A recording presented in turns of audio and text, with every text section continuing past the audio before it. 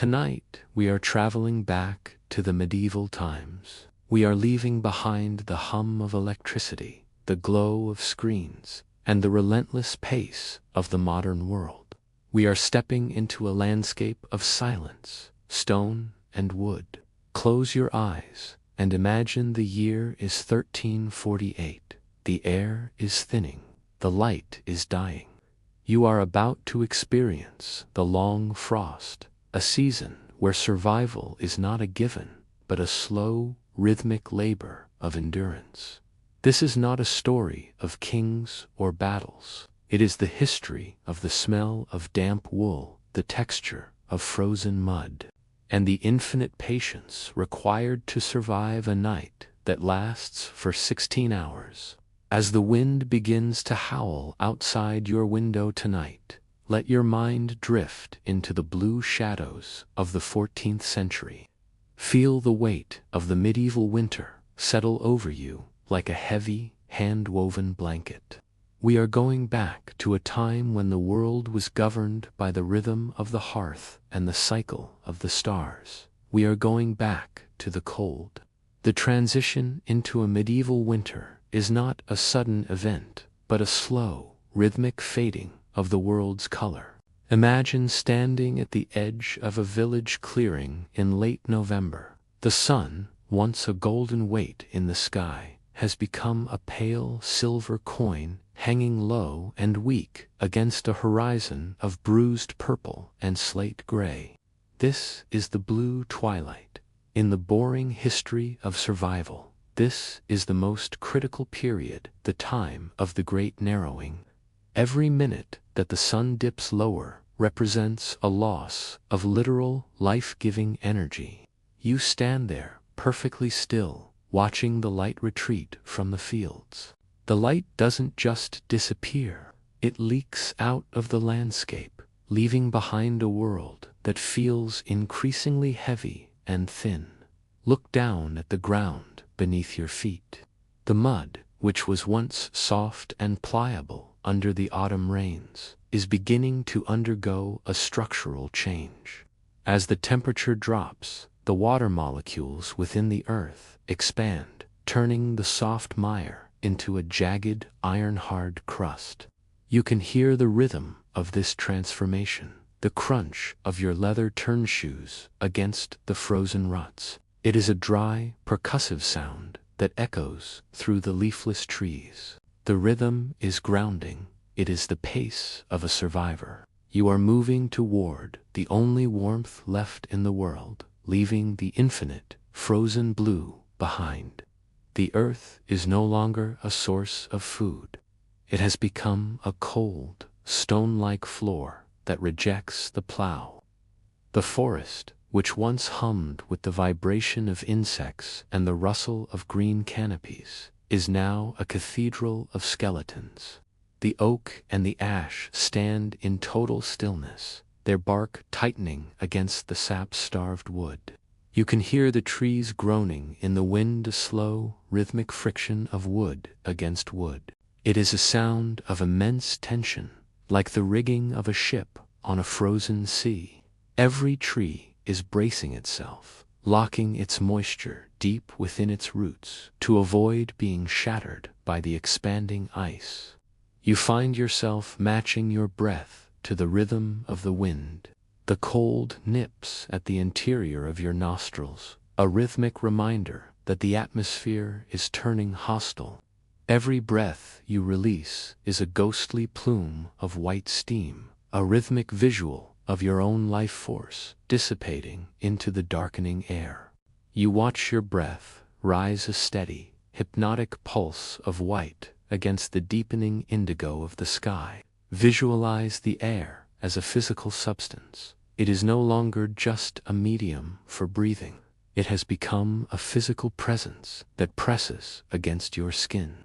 It is sharp and medicinal, smelling of dry earth, decaying leaves, and the first hint of distant chimney smoke. This smoke is a thin, blue ribbon rising from the thatched roofs of the village. It moves in a rhythmic, spiral pattern carried by the invisible currents of the cooling evening.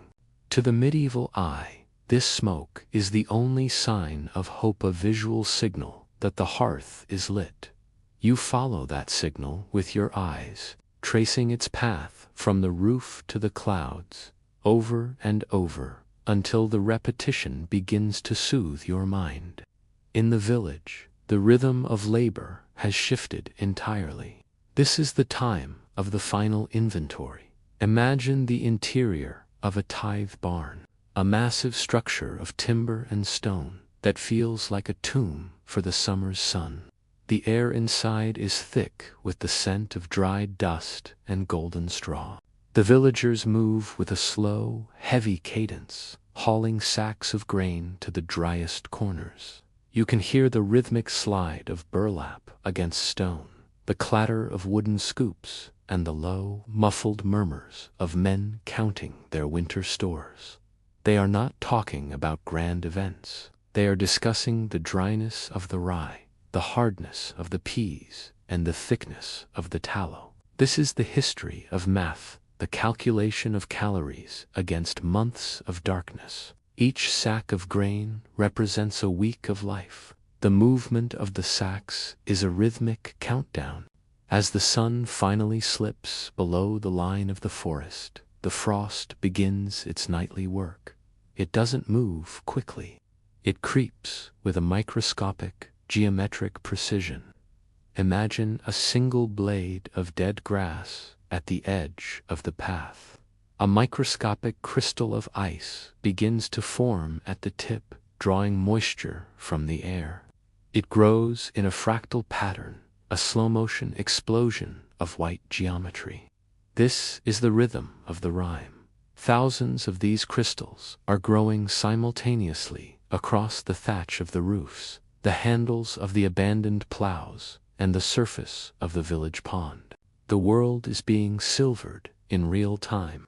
By the time the moon rises, cold, indifferent Etha village has become a monochrome landscape. The greens and browns of autumn are buried under a layer of light dust. You can watch the crystals grow if you remain still enough. They spread across the surface of a wooden bucket, forming intricate, fern-like patterns that catch the dying light. You wrap your cloak tighter. The wool is heavy, smelling of lanolin, old rain, and the faint musk of the sheep it came from. The texture is coarse against your neck, a rhythmic itch that keeps you tethered to the physical world. The rhythm of your own shivering becomes a background hum, a mechanical vibration of the muscles trying to generate heat. This is your body's internal engine, ticking over in the silence. You look toward the small, flickering lights of the cottages. They are tiny amber sparks in a sea of blue-black shadow. You begin the walk back, your boots finding the familiar ruts of the frozen road. The silence of this twilight is unlike anything in the modern world. There is no background hum of engines, no distant roar of traffic. There is only the deep quiet. It is a silence so profound that you can hear the tink of a single ice crystal falling from a branch. You can hear the rhythmic beat of your own heart in your ears. In this silence, the mind begins to drift. The village is no longer a collection of houses. It is a huddle of living things clinging to a cooling planet. The history of Martinmas is the history of the great waiting. We are waiting for the sun to return, waiting for the ice to break, waiting for the first green shoot of spring. But for now, we only have the blue twilight, the hard earth, and the rhythmic sound of our own footsteps leading us home. The stars begin to sharpen in the sky above, looking like chips of ice scattered on a dark velvet cloth. They don't twinkle, they pulse with a cold, steady light that mirrors the shivering of the world below. Everything is slowing down. Every movement is deliberate. Every breath is a choice. We are entering the long dark. To step inside a medieval cottage in December is to enter a world defined by the vortex of smoke. There is no chimney in this space. Instead, there is a smoke hole, a simple gap in the high thatch where the roof beams meet.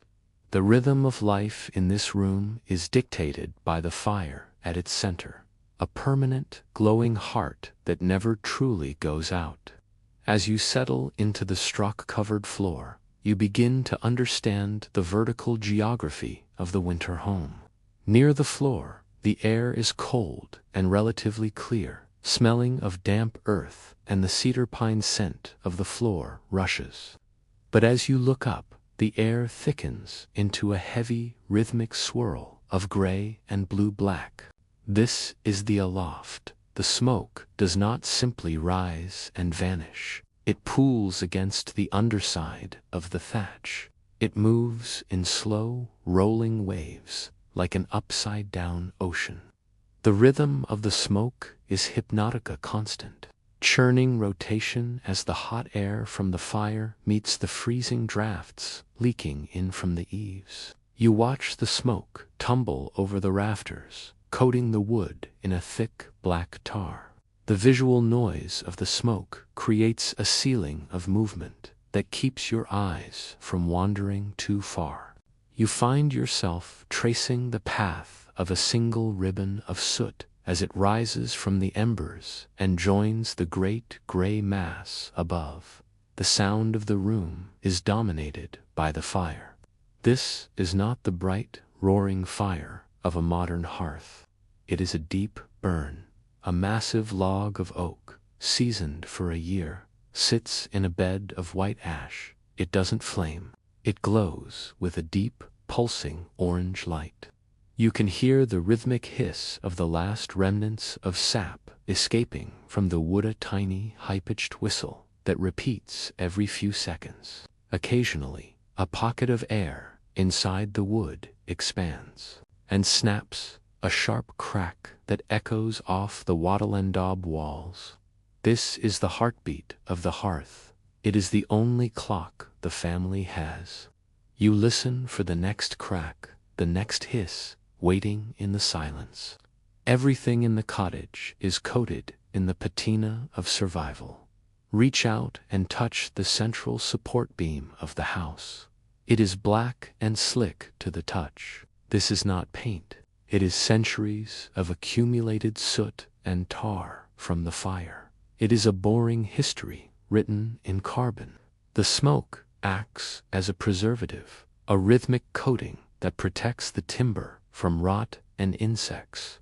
You can smell it, a deep, acrid, but strangely comforting scent that sticks to your hair and your clothes. It is the smell of indoors. To a medieval person, this smell is the smell of safety. It means there is fuel, there is fire, and there is life. Imagine the visual white noise of the ashfall as the logs burn down.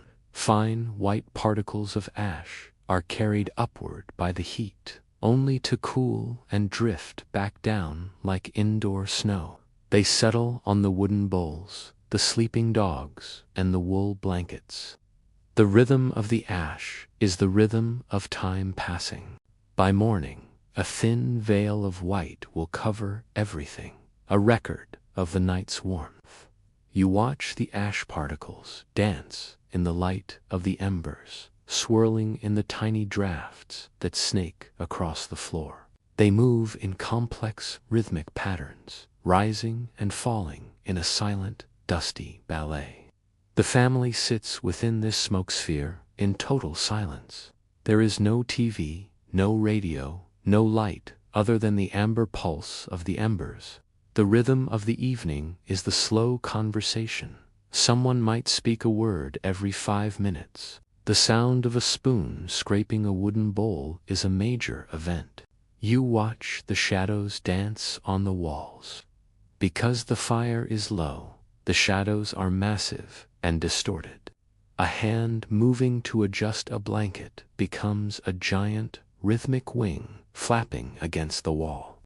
The flicker of the fire creates a strobe effect, making the room feel like it is pulsing. The smoke also performs a silent chemical task. Hanging from the blackened rafters are sides of bacon, rings of dried leeks, and bundles of herbs. The smoke cures them, a slow, rhythmic infusion of flavor and longevity. You can see the fat from the bacon dripping, hitting the floor with a tiny, rhythmic thud. This is the clock of the larder. Every drip is a measurement of the winter's progression. You count the drips in the dark, matching them to the talk of your own internal clock. The smoke is the guardian of the food, the architect of the air, and the veil that keeps the outside world at bay. As the night deepens, the fire is banked. The fire uses a metal shovel to cover the glowing coals with a thick layer of cold ash. This doesn't kill the fire, it stifles it, allowing the embers to sleep so they can be reborn in the morning. The room grows darker. The rhythmic swirl of smoke slows down as the heat source diminishes. The temperature near the floor begins to drop, the cold creeping back in from the walls. You lie back into the straw, the smoke scent filling your senses, the deep charcoal silence of the cottage pressing down on you like a heavy quilt. The smoke hole above is a tiny square of starlight, a window into the infinite cold that you have successfully avoided for one more night. In this dark, you can feel the physical weight of the cottage. The thud of a cow shifting its weight in the attached barn. The rustle of the straw, the rhythmic creak of the roof timbers as they contract in the frost. You are tucked into the center of a living machine, a smoke-filled cocoon that is the only thing standing between you and the blue twilight of the forest. The architecture of smoke is an architecture of endurance. It is boring, it is thick, and it is the most beautiful thing you have ever seen. You close your eyes, the rhythm of the dying embers fading into the rhythm of your sleep. To live through a medieval winter is to exist within a constant, heavy embrace of wool. This is not the refined, lightweight textile of the modern age, but a raw and monumental substance. Imagine the sensation of pulling on your final outer tunic as the morning frost begins to bloom on the interior of the stone walls. It is made of thick, homespun wadmola fabric that has been felted and beaten until it is nearly as dense as wood. As you pull it over your shoulders, you feel the literal weight of the season settle upon you. The wool is permeated with the scent of lanolin, the natural oil of the sheep, which gives it a slight, waxy tapeness. It smells of the hillside, of old rain, and of the wood smoke that has already begun to anchor itself into the fibers. The weight is not merely physical, it is psychological. It is a suit of armor designed not for battle, but for the slow war against the encroaching cold. The physical presence of the wool is your primary interface with the world. Because the cottages are never truly warm, you wear every layer you own. This creates a state of restricted, deliberate movement. You do not move quickly. You cannot. Every gesture requires a small, calculated effort to shift the many pounds of fabric draped over your limbs. The wool is slightly damp from the pervasive moisture of the winter air, and this moisture adds a significant gravity to your clothing. You feel the drag of your hem against your woolen hosen, a constant friction that grounds you. This is the texture of survival, of course, scratchy and unyielding warmth that keeps the freezing air at bay while reminding you of your own physical boundaries. Each movement results in the slow, rhythmic shifting of fabric against fabric, a soundless vibration that is felt more than it is heard. You are encased in a cocoon of fibers, a landscape of weave and weft that defines the limits of your world. Visualize the microscopic structure of the fabric. The individual hairs of the sheep are thick and barbed, locking together to trap a layer of air that your own body heat has slowly warmed. This is your personal atmosphere. When you move, you feel the slow displacement of this warm air, a gentle circulation within your clothing that is the only heat you truly possess when you step away from the fire. The coarseness of the wool against your skin creates a persistent, subtle stimulation of the nerves, a rhythmic sensation that becomes a background state of being. It is a constant reminder of the animal that provided this protection, a living link between the human family and the flocks that huddle in the lee of the stone walls outside. The wool does not just sit on your skin, it interacts with it. It breathes with you, absorbing the moisture of your breath and the dampness of the room, becoming heavier as the day progresses. As you sit in the dim light of the cottage, you watch the way the wool absorbs the shadows. It does not reflect light, it swallows it. The deep browns and natural grays of the undyed fleece blend into the earthy tones of the room, making you part of the architecture.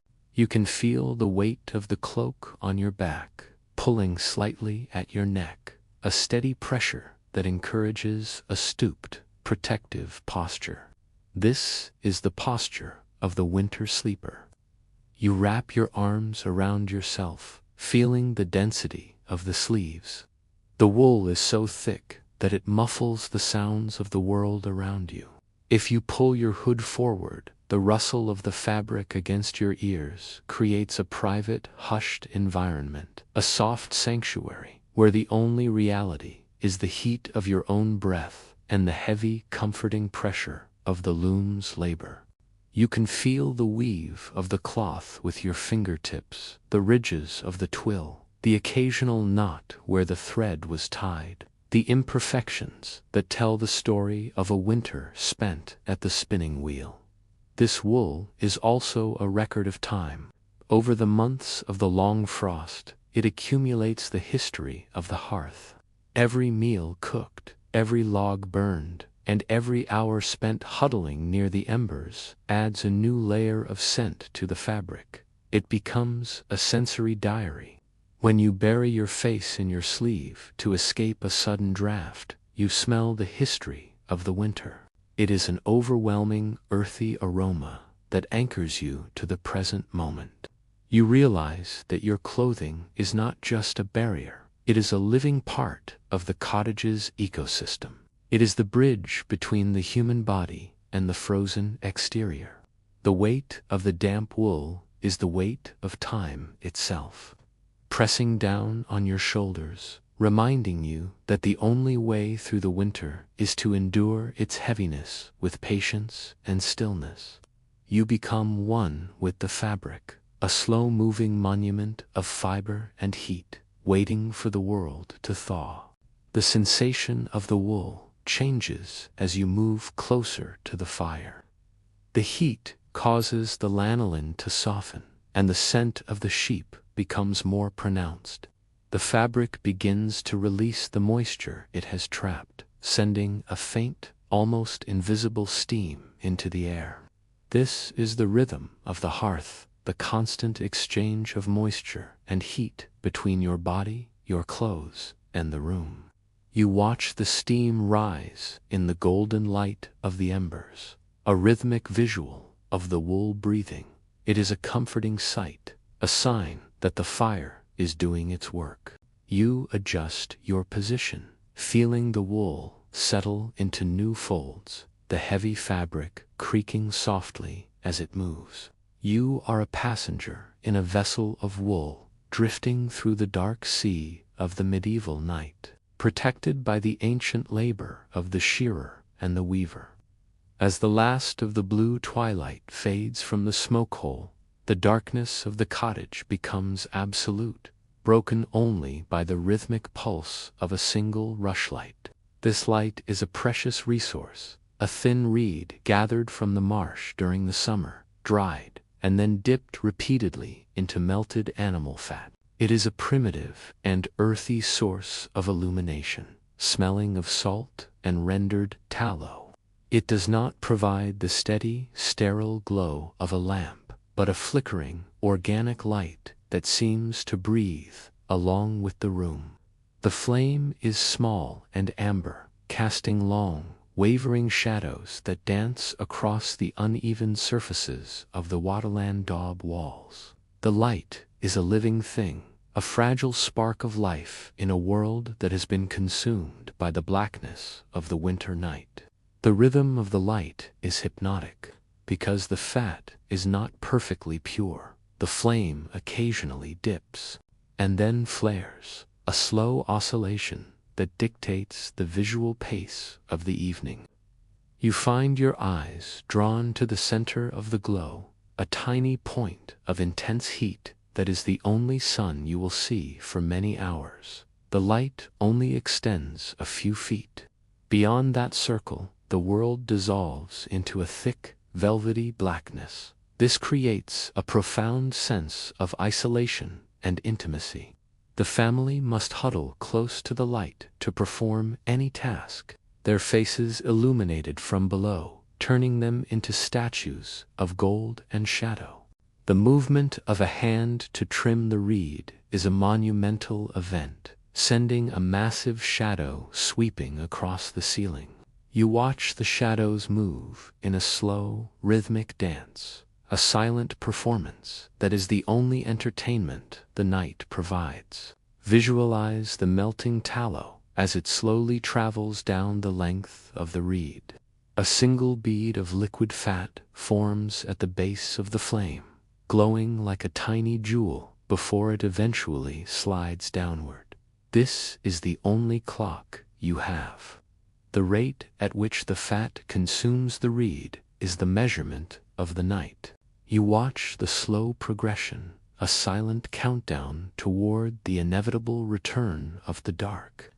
There is a deep, meditative quality to watching this process. It requires you to be still, to be patient, and to respect the limited nature of the light. You realize that in this world, light is not a right, but a fragile gift that must be guarded against the slightest draught. The flame is sensitive to your very breath. If you speak too loudly or move too quickly, it shivers and threatens to go out. This forces a physical stillness upon you, a rhythmic quiet that is the essence of the winter watch. The shadows created by the tallow light are not empty. They are filled with the imagined shapes of the winter. Every crack in the timber, every knot in the wood becomes a focal point for the mind as the light pulses. The atmosphere is heavy with the scent of the burning fata, thick, fatty aroma that blends with the ever-present wood smoke to create a sensory experience that is uniquely ancestral. This is the smell of the night. It is a scent that signifies the end of labor and the beginning of the long watch. You lean back into the straw, the golden flicker of the rushlight playing across your closed eyelids. The world outside is a vast, frozen void, but here, within the reach of the tallow flame, there is a small, pulsing heart of light that is enough to guide you into the deep, heavy sleep of the winter. The light of the tallow also reveals the textures of the room that are hidden during the day. The golden glow catches the edges of the hanging herbs, the rough grain of the wooden stools, and the intricate weave of the baskets. It highlights the layers of soot on the rafters, making them look like polished obsidian. The room feels smaller, more protective, as if the darkness is a physical wall that the rushlight is pushing against. You find yourself focusing on the rhythmic drip of the tallow, though you cannot hear it over the silence. You imagine the weight of the fat as it falls, a steady, invisible rhythm that matches the beating of your heart. The light is a tether to the physical world, a thin line of amber that keeps you from drifting into the infinite dark of the forest. In the center of the flame, there is a blue core, a point of intense focus that seems to contain the entire history of the fire. You stare into it until your vision begins to blur, and the light becomes a soft, golden halo. This is the visual silence of the medieval night. The lack of competing light sources allows your mind to rest in a way that is impossible in the modern age. There are no distractions, no flickering screens, no blue light to keep your brain awake. There is only the tallow, the reed, and the dark. The simplicity of the light is a form of medicine for the spirit. It strips away the complexities of life, leaving only the basic necessity of staying warm and staying near the glow. You feel the tension leaving your body, replaced by a heavy, rhythmic calm that is as old as the stone of the cottage itself. As the reed burns down to its final inches, the light becomes even more precious. You move closer to the hearth, the last of the tallow light blending with the red glow of the embers. The transition is seamless, a slow shifting of the color palette from amber to crimson. The room feels even deeper now, the shadows growing taller and more silent. You are witnessing the end of a cycle, the final moments of a day that was measured in inches of fat and reeds. The silence is profound, a thick, atmospheric weight that settles over you. The tallow flicker is the heartbeat of the home, and as it fades, it signals that it is time to surrender to the dark. You are safe, you are warm, and the light has done its work. The world is at rest. Every morning, in the heart of winter, begins with the rhythmic ceremony of the water. Long before the sun has managed to crest the horizon, the world is a landscape of deep iron blues and sharp grays. You step out from the cottage, the transition from the smoke-filled interior to the crystalline air of the exterior acting as a physical shock to the lungs. The air is so cold it feels brittle, as if the very atmosphere could shatter like glass. Your destination is the village well, the communal heart of the settlement, which now sits under a thick, impenetrable cap of ice. This is the first labor of the day, a task of strength and patience that defines the beginning of the struggle. As you approach the well, you carry 2 heavy wooden buckets, their staves held together by rusted iron hoops. The weight of the empty buckets is already significant, swinging in a slow, pendulous rhythm at your sides. The ground is treacherous, a mosaic of frozen mud and rime-slicked stones. You move with extreme deliberation, your leather boots finding purchase in the jagged ruts left by carts weeks ago. When you reach the stone circular wall of the well, you see the water below. It is a black, unmoving mirror, separated from the air by a plate of ice several inches thick. To reach the water, you must break this seal. This is a rhythmic, mechanical process. You use a heavy, iron-tipped pole, striking the center of the ice. Each blow sends a vibration up your arms, a solid impact that resonates through the stone structure of the well. You do not strike quickly. You strike with the steady, measured force of a woodsman. Eventually, the ice yields. It doesn't just break. It spiderwebs outward in a series of white, radiating lines before a central chunk gives way and sinks into the dark depths. The water that surges up into the opening is terrifyingly cold, a liquid so frigid that it seems to radiate its own type of darkness. You lower the first bucket, the hemp rope, sliding through your calloused hands with a slow, frictional heat. The rope is stiff with frost, making it difficult to coil. You feel the bucket hit the surface, the weight of it disappearing for a moment before it tips and gulps the black water. Then begins the long, rhythmic haul. You pull the rope hand over hand, your muscles working in a steady, repetitive cadence. The weight of the full bucket is immense, pulling at your shoulders and testing the strength of your spine. When the bucket finally clears the rim of the well, the water is sloshing in a heavy, predictable rhythm. Movement, pause, movement. The surface of the water is already beginning to film over with new ice in the seconds it takes to set the bucket down. You repeat the process for the second bucket. By the time both are filled, your hands are numb, the skin turning a dull, waxy red from the cold and the friction of the rope. You begin the journey back to the cottage. This is the most difficult part of the morning. You must balance the weight of the water to avoid spilling a single drop.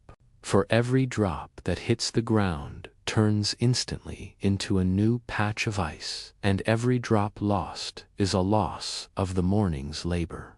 The rhythm of your walk changes. It becomes a wide-legged, heavy shuffle. You feel the inertia of the water as it swings in the buckets, a massive, liquid force that tries to pull you off balance. You synchronize your footsteps with the sway of the water, creating a unified, rhythmic motion that carries you across the frozen yard. The air around the buckets begins to steam, the relatively warmer water meeting the sub-zero air.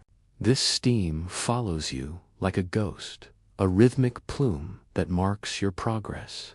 By the time you reach the heavy oak door of your home, the handles of the buckets have frozen to your woolen mittens. You are a part of the water, a part of the cold, and a part of the stone.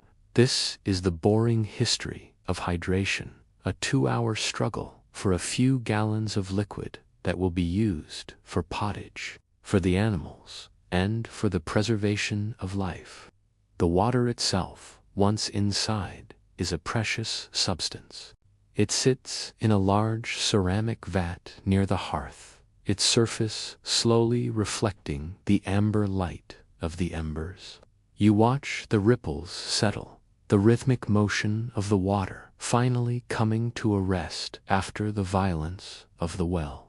You realize that this water contains the memory of the deep earth, the cold of the winter stars, and the labor of your own body. It is the lifeblood of the cottage, and the ceremony of its collection is the most fundamental rhythm of the medieval winter. You stand there for a moment, letting the warmth of the room slowly thaw your fingers, watching the steam rise from the vat, a silent tribute to the morning's victory over the ice, while the world within the cottage is defined by smoke and wool. The world outside is governed by the silent architectural growth of the rime frost. This is not the light, powdery snow that many associate with winter, but a dense, crystalline structure that grows in the absolute stillness of the night. It is the breath of the earth frozen in mid-air. Imagine looking up at the roof of the cottage as the first hint of gray light touches the landscape. The thatch, which in summer is a warm, golden brown, has been completely transformed. It is now a jagged, silvered landscape, every individual straw coated in a microscopic forest of ice. The growth of rime is a masterpiece of slow, rhythmic geometry. It occurs when supercooled water droplets in the fog freeze instantly upon contact with a surface. Because the wind usually blows from a single direction during a storm, the rime grows in feathers or flags, pointing into the wind. This creates a rhythmic, repetitive pattern across the entire surface of the roof. Thousands upon thousands of ice crystals, all aligned in perfect, crystalline unison. It looks as though the house has grown a coat of silver needles. The weight of this ice is significant. As the layer thickens, the ancient timber rafters of the cottage begin to respond. You can hear them shifting under the added burden, a deep, structural groan that occurs in long, slow intervals. It is the sound of the house bracing itself against the sky. If you were to climb a ladder and look closely at the thatch, you would see that the ice has created a secondary roof, a literal architecture of frost. This layer of rime acts as a strange form of insulation, sealing the gaps in the straw and preventing the precious heat of the interior from escaping too quickly. However, it is a fragile protection. The rhythm of the rime is a cycle of growth and shattering. During the day, the pale sun might warm the surface just enough for the outermost crystals to lose their grip. They fall in a rhythmic, tinkling shower, hitting the frozen ground like shards of broken glass. Then, as the sun sets and the temperature plummets again, the frost regrows, even thicker than before, a relentless silver tide that claims the wood, the stone, and the straw. The visual noise of the rime is immense. When the moon is full, the entire village glitters with a cold, terrifying brilliance. Every fence post, every abandoned plow, and every branch of the hawthorn hedge is encased in this white, frozen fire. It creates a world of high contrast, where the shadows are deep black and the surfaces are blindingly white. The rhythm of the light reflecting off these crystals is hypnotic. As you move your head, the sparkles shift and pulse, a shimmering dance of light that seems to mirror the shivering of the world. It is a beauty that is entirely hostile, a reminder that the environment has been reclaimed by a force that does not recognize the needs of human warmth. The thatch itself, under this icy weight, becomes a pressurized environment. The straw is squeezed together, creating a denser barrier. You can feel this when you are inside. The room feels quieter, the external sounds of the wind and the forest muffled by the silver cap atop the house. The rime creates a silence of the heights. You find yourself looking up at the ceiling, tracing the lines of the rafters, knowing that just inches above you, a silent, frozen war is being waged. The frost is trying to find a way in, searching for any crack in the wattle, any thinning of the straw. The architecture of the cottage is a shield, and the rime is the enemy's banner, draped over the roof in a display of absolute cold. Eventually, the weight of the rime must be managed.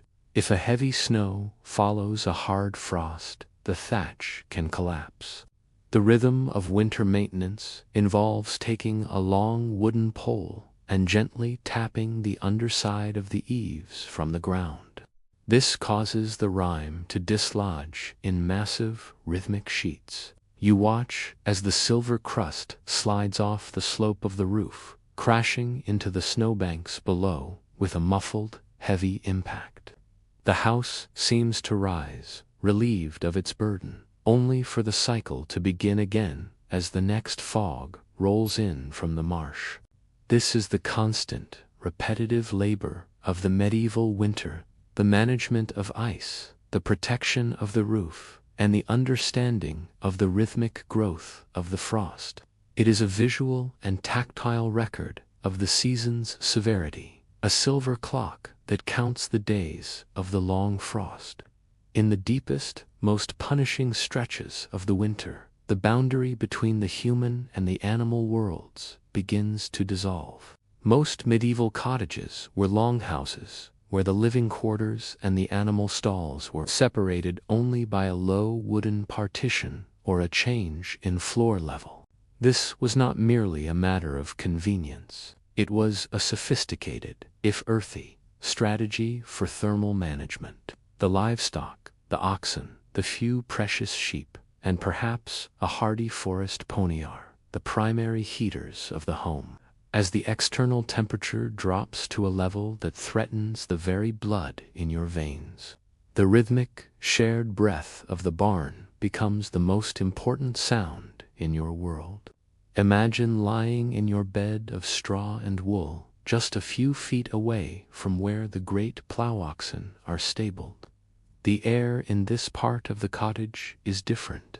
It is thick, moist, and heavy with the scent of dried clover, old manure, and the deep, musky heat of large animals. This is a biotic warmth. Each ox is a massive, living furnace, its huge body processing hay and releasing a constant, steady stream of heat into the shared space. You can feel this heat as a physical presence, a warm draft that rolls over the partition and settles into the low areas of the room. The rhythm of the barn is the rhythm of respiration. Inhale, pause, exhale. The sound is deep and sonorous, a collective pulsing of lungs that fills the silence of the night. It is a comforting, rhythmic white noise that tells you the animals are alive, and because they are alive, the household is surviving. The moisture from the animal's breath creates a thick mist in the dim light of the tallow lamp. You can see this steam rising from their nostrils in rhythmic plumes, joining the wood smoke from the hearth to create a dense atmospheric haze. This mist coats the timber beams in a fine dew, which then freezes into a glistening sheen. The animals themselves move with a slow, heavy cadence. You hear the thud of a hoof as an ox shifts its weight, the rustle of the straw as a sheep settles deeper into the bedding, and the rhythmic grind of teeth on dry fodder. These are the sounds of the winter engine. The animals are converting the sun's energy, stored in the summer's hay, into the heat that is keeping the humans from freezing. This is a profound, symbiotic rhythmic cycle of mutual dependence that has existed for thousands of years. During the day, the task of tending to the animals is a rhythmic labor of care. You move among them, your hands disappearing into the thick, coarse hair of their flanks. You can feel the vibration of their hearts, the steady, powerful thump that keeps their massive frames moving. You distribute the hay in measured armfuls, the dry stalks making a crisp, repetitive sound as they are pulled from the stack.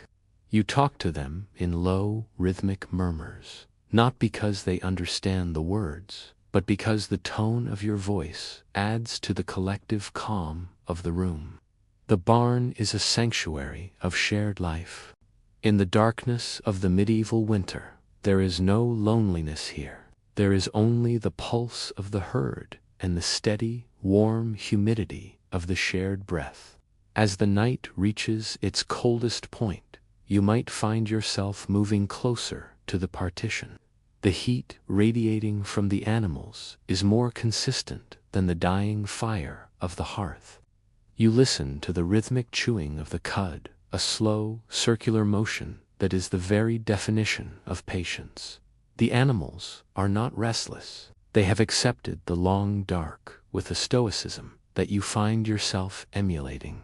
Their internal clocks have slowed to match the season, their movements reduced to the barest essentials. By mirroring this rhythm, you find it easier to endure the hours of darkness.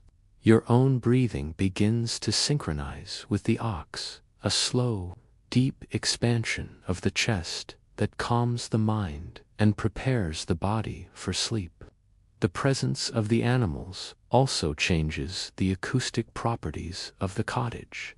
Their large bodies and the thick layers of straw they stand on act as sound absorbers, turning the room into a hushed, muffled chamber.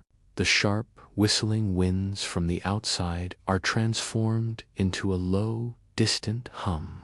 Within this cocoon of shared life, the boring history of the barn is the history of the great huddle. It is the understanding that life is a flame that must be sheltered by other lives. As you finally drift off, the last thing you sense is the rhythmic swish of a tail and the deep, warm sigh of the ox, a sound that signifies a temporary peace with the cold. The barn is not just a place for animals. It is the warm, beating heart of the medieval winter home. Hunger in the medieval winter is not a sharp, sudden pain, but a slow, rhythmic ache that matches the gray, muted light of the season. To combat this deep-seated chill, the center of the household is the perpetual pottage, thick, bubbling stew that lives in a heavy iron cauldron suspended over the hearth. This cauldron is never truly empty, and the fire beneath it is never truly cold. The rhythm of the winter meal is the constant, unending simmer. Every day, new ingredients are added to replace what has been consumed, creating a culinary record of the month's dwindling resources. It is a slow, liquid history of the larder, a dense mixture of dried peas, grains, leeks, and, on rare occasions, a small piece of salted meat or a bone for flavor. The cauldron itself is a massive object cast from dark, sand-textured iron that has been seasoned by decades of smoke and salt. It hangs from a soot-blackened adjustable hook called a trammel, which allows the cook to raise or lower the vessel over the embers with a slow, metallic clinking. The visual and auditory rhythm of the pottage is hypnotic. As the heat from the banked embers rises, the surface of the stew begins to move. Thick bubbles of starch and vegetable fiber rise to the surface and burst in a slow, predictable cadence. This motion is not chaotic. It is a steady, pulsing circulation. One bubble rises on the left, followed by another on the right, creating a visual white noise that centers the mind. The steam that rises from the pot is a thick, opaque white, carrying the concentrated scent of the winter's stores. It smells of the earth, of dried herbs gathered in August, and of the heavy salt that was used to preserve the autumn's harvest. You can sit for hours watching the movement within the pot, the slow churn of the ingredients as the convection of the heat carries them in a circular path. The pottage does not look like modern soup.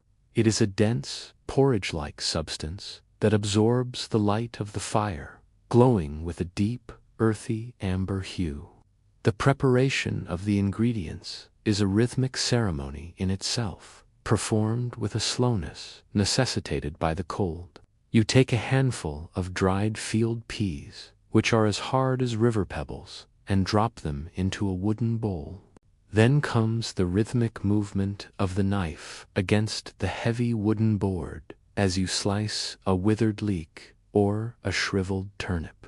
Each movement is deliberate, for in the winter no part of the vegetable is wasted. The tough outer skins, the roots, and even the slightly soft spots are all destined for the pot, where the hours of simmering will eventually break them down into something edible.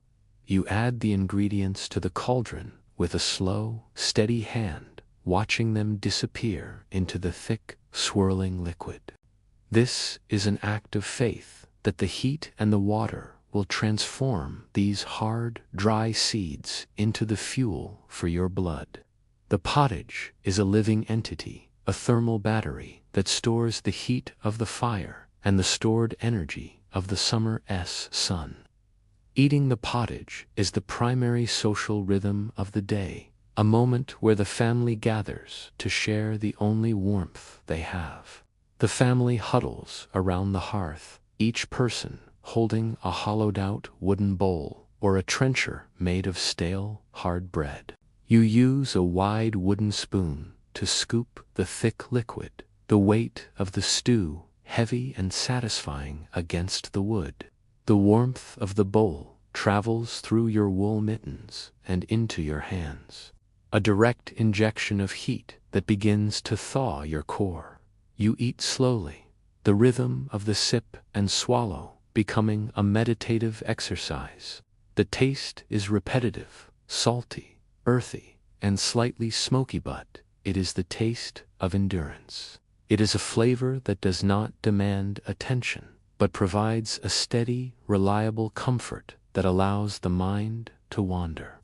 You feel the heat of the pottage traveling down your throat and spreading into your chest, a rhythmic expansion of warmth that makes the freezing air of the cottage feel slightly more distant. Because the pottage is perpetual, its flavor and texture change as the weeks of the long frost progress.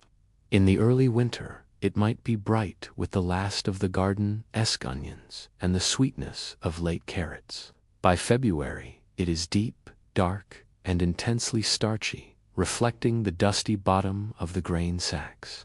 This is the rhythm of the depletion of the year. You are eating the summer, one spoonful at a time, watching the level of the grain in the barn drop in synchronization with the thickening of the stew.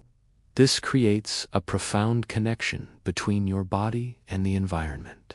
You are physically made of the pottage, your energy derived from the slow, rhythmic breakdown of these ancient seeds and roots. The cauldron is the bridge between the dormant earth and the living human, a vessel of transformation that works in silence while the snow piles up against the door. Imagine the texture of the wooden spoon against your lips, the grain of the wood smoothed by years of use, the faint taste of the oil used to seal it. The pottage is thick enough that the spoon can almost stand upright in the bowl. As you eat, you look at the others around the fire. Their movements are identical to yours, a slow, repetitive lifting of the spoon, a rhythmic bowing of the head. There is no conversation, only the collective focus on the warmth. The steam from the bowls rises to join the smoke in the rafters, creating a unified atmosphere of moisture and heat.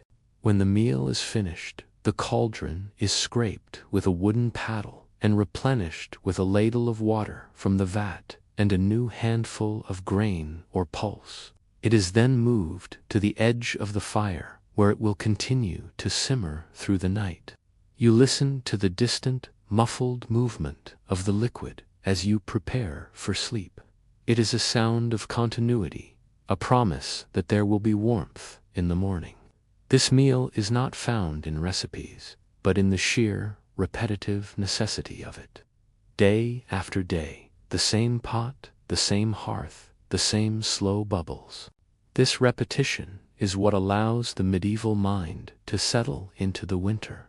You do not look for novelty. You look for the reliable, rhythmic presence of the cauldron.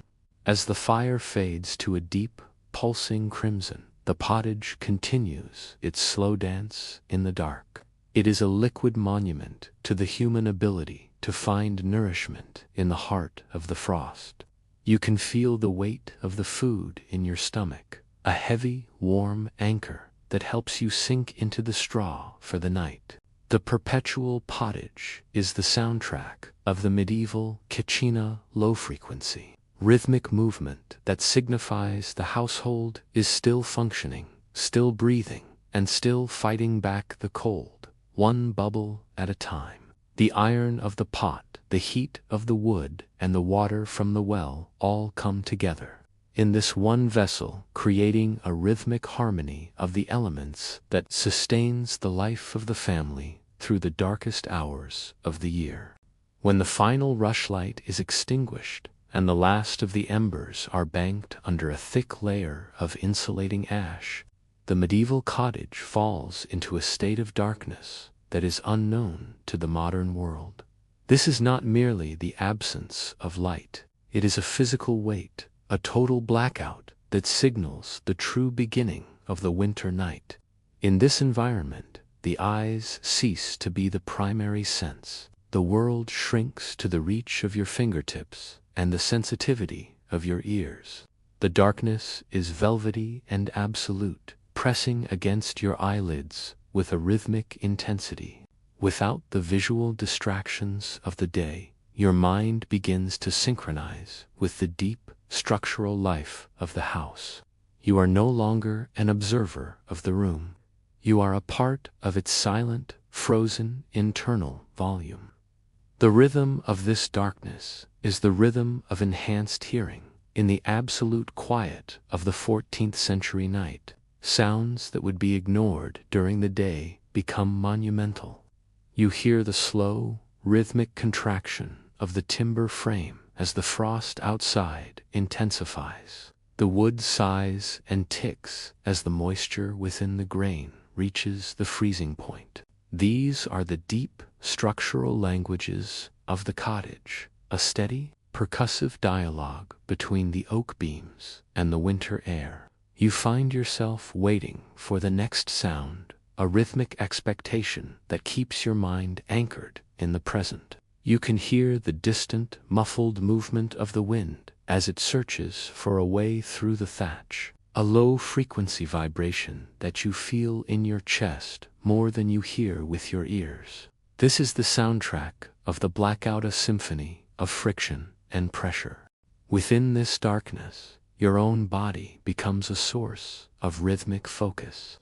You are aware of the steady, warm expansion of your lungs and the muffled thud of your heart against the straw mattress. The heat of your body is your only light. You wrap your arms around yourself, feeling the texture of the wool blankets and the coarse sheepskins. The darkness forces a profound inwardness. There is no external world to demand your attention. There is only the slow, steady process of maintaining your internal temperature. You visualize the heat radiating from your core, a rhythmic pulsing of energy that fights against the encroaching cold of the room. The silence is so thick that it feels like a substance you could reach out and touch, a heavy liquid that fills every corner of the cottage. The psychological effect of this total blackout is a state of semi-hibernation.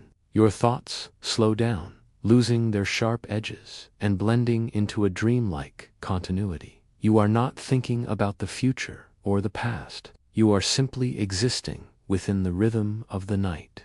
The lack of artificial light allows your brain to produce a deep, natural, sleep-heavy state that is perfectly aligned with the season.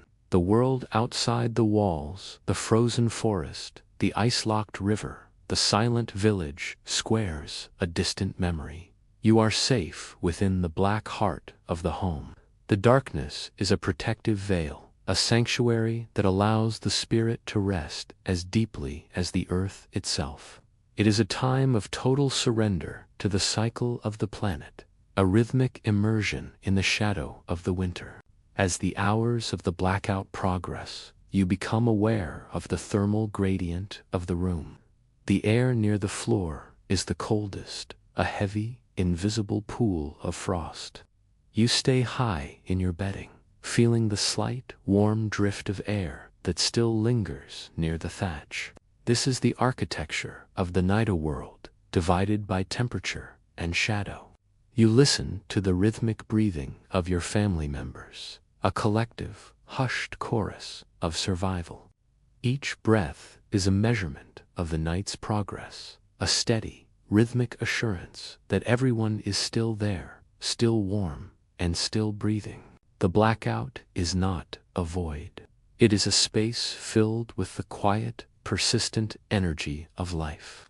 It is the most profound rest a human can experience, a deep dive into the primal silence of the ancestors. Deep in the shadows of the larder, away from the warmth of the hearth, lies the sensory history of the autumn slaughter. The rhythm of winter survival is inextricably linked to the preservation of flesh through the use of salt. This is the saline cycle. Imagine the texture of a side of bacon hanging from a rusted iron hook. The surface is not soft, but hard and crystalline, coated in a layer of coarse gray salt that has drawn the moisture from the muscle and replaced it with the permanence of mineral. The smell in this part of the house is intensa mixture of cold fat, sharp brine, and the metallic temps of the stone walls. It is a heavy, preserved scent that signifies the household's wealth and its insurance against the starvation of February. The visual rhythm of the larder is one of suspended animation. Everything is hanging, lifted away from the reach of rodents and the dampness of the floor. You see the rhythmic alignment of the sausages, the bundles of dried herbs, and the heavy, leather-like skins of the salted fish. Each item represents a day of labor from the previous season, now frozen in time by the salt and the cold. The light from your tallow candle flickers across these surfaces, catching the glint of individual salt crystals. They look like tiny, buried diamonds, holding the meat in a state of crystalline stasis.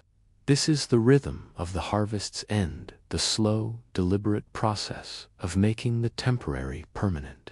You can feel the cold radiating from the meat, a solid, dense chill that rivals the air outside. The use of this meat is a rhythmic exercise in patience. To eat the salted pork, it must first be reclaimed from the salt. This involves soaking it in a wooden tub of water for many hours, a slow osmotic exchange where the salt migrates into the water and the meat softens. You watch the water turn cloudy and gray, a rhythmic visual of the preservation being undone. This is the boring history of the kitchen, the hours spent waiting for the fibers of the meat to relax. There is no shortcut. If you cook it too soon, the salt will be overwhelming. If you wait too long, the meat loses its integrity. It requires a rhythmic understanding of time and chemistry, a knowledge passed down through generations of winter cooks. When the meat is finally ready for the pottage, it is sliced with a heavy, rhythmic stroke of the knife.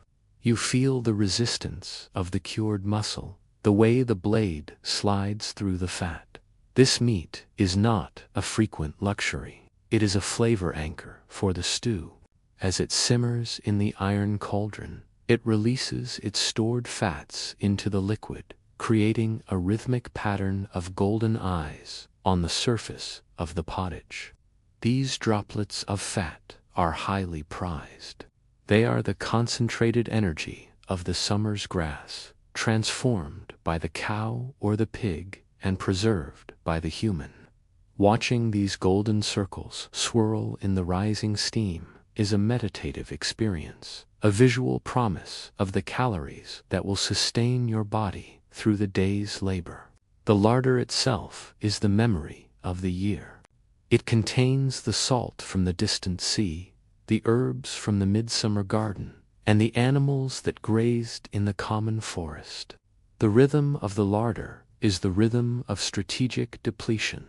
You look at the hanging stores and calculate the remaining weeks of winter. You move the items around, checking for dampness, your hands feeling the cold, hard surfaces of the preserved food. Every movement is a rhythmic interaction with the past.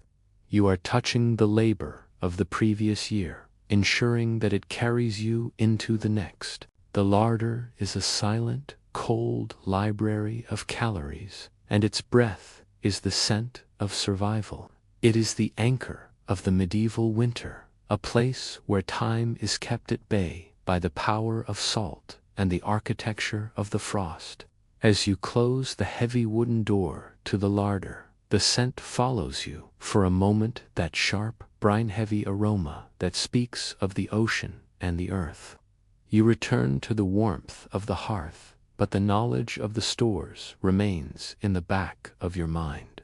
It is a rhythmic assurance, a steady pulse of security that allows you to face the winter with a sense of preparation. The salted meat is more than food. It is a symbol of the human ability to plan, to preserve, and to endure. It is the rhythm of the salt, the rhythm of the smoke, and the rhythm of the long, cold wait for the return of the green. Beyond the walls of the cottage, the most essential labor of the winter is the acquisition of fuel. The hearth is a hungry beast, and the rhythm of its feeding is the rhythm of the axe and the saw. Imagine the forest in the dead of winter, a world of vertical black lines against a blinding white floor. The air is so still that the sound of a falling branch can be heard for a mile. You are there with a heavy felling axe, its head made of dark, forged iron, and its handle of smooth, heart-of-ash wood. This is the labor of the thermal debt.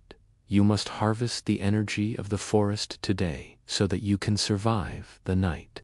The rhythm of felling a tree is a mechanical, repetitive dance. You stand with your feet braced in the snow, feeling the cold seep through your leather soles. Then begins the primary stroke. You swing the axe in a wide, rhythmic arc, the weight of the iron head doing the work. The impact against the frozen oak is not a soft sound, but a sharp, resonant crack that vibrates through your entire skeletal system. You repeat the motion: swing, impact, recovery. It is a three-part rhythm that governs your heart rate and your breathing. The wood is hard, the moisture within it turned to ice, making it brittle and resistant. With every stroke, a wedge-shaped chip of white wood flies into the snow, a rhythmic visual of your progress. You are carving heat out of the landscape. Once the tree is down, the labor shifts to the rhythm of the split. You use heavy wooden wedges and a massive iron mallet to break the logs into manageable pieces. This is a task of precision and brute force. You set the wedge into a natural crack in the grain and strike it with the mallet. The sound is a dull, rhythmic thud that marks the passage of the afternoon. You watch as the log slowly yields, the wood fibers tearing apart with a slow, agonizing groan. The smell of the freshly split wood is intense, a sharp, resinous scent of sap and ancient earth that is momentarily released into the freezing air. This is the scent of the forest's heart, a perfume of life that is being sacrificed for the survival of the home. The transportation of the wood back to the village is a rhythmic, heavy haul. You use a wooden sledge, its runners sliding over the packed snow with a low-frequency hiss. You pull against the harness, your muscles straining in a steady, repetitive cadence. The weight of the green wood is immense, a solid, uncompromising mass that tests the limits of your endurance. As you walk, you find a rhythm in your footsteps, a slow, deliberate trudge that allows you to conserve your energy. You are a bridge between the forest and the hearth, a living conduit of energy. The wood on the sledge is the potential for light and warmth, a cargo of frozen fire that you are bringing home to the family. When you finally reach the cottage and stack the wood against the southern wall, you feel a profound sense of rhythmic accomplishment. The stacking is an art form in itself, a puzzle of shapes and sizes that must be fitted together to allow the air to circulate and the wood to dry. You place each log with a deliberate, rhythmic movement, building a wall of fuel that will stand between you and the winter wind. This stack is a visual representation of your labor, a rhythmic tally of the days you have won against the frost. The sight of the woodpile is the most beautiful thing in the medieval landscape. It is a monument to preparation and a promise of continued life. As the sun begins its final rapid descent, you take a single log from the new pile and carry it inside. You place it on the hearth, watching as the heat from the embers begins to draw the moisture out of the wood. The log doesn't burn immediately, it bakes. This is the final stage of the woodcutting rhythm, the transformation of the forest's labor into the household's comfort. You sit by the fire, your muscles aching with a rhythmic, satisfying throb, and watch the first small flame lick at the bark of the new log. The cycle is complete. The forest has been brought inside, and the heart of the home continues to beat. While the world outside is locked in ice, the interior of the great barn is a place of rhythmic, dusty labor.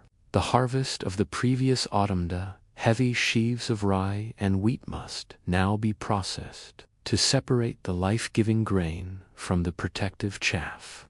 This is the labor of the threshing floor. The floor is made of hard-packed clay or massive smooth stones, and the air is thick with the scent of dried straw and golden dust. The tool of the trade is the flail, 2 lengths of heavy wood joined by a leather thong. This is a weapon of survival, and the rhythm of its use is the most iconic sound of the medieval winter afternoon. Imagine standing on the floor, surrounded by piles of unthreshed grain. You swing the flail over your head in a slow, circular motion. The rhythm is 2-beat. The long handle provides the leverage, and the shorter swingle provides the impact. You bring the swingle down onto the stalks of rye with a heavy, rhythmic thud. The sound is deep and percussive, echoing off the high rafters of the barn. You do not strike randomly. You follow a steady, metronomic cadence that allows you to maintain the work for hours. Swing, strike, swing, strike. It is a hypnotic, physical prayer to the harvest. With every impact, the golden grains are shaken loose from their husks, a rhythmic rain of seeds falling onto the floor. The dust raised by the threshing is a constant, rhythmic presence. It hangs in the air in long, slanted beams of pale light that filter through the gaps in the timber walls. You can see the individual particles of chaff and dust dancing in the air, swirling in the wakes created by the movement of the flail.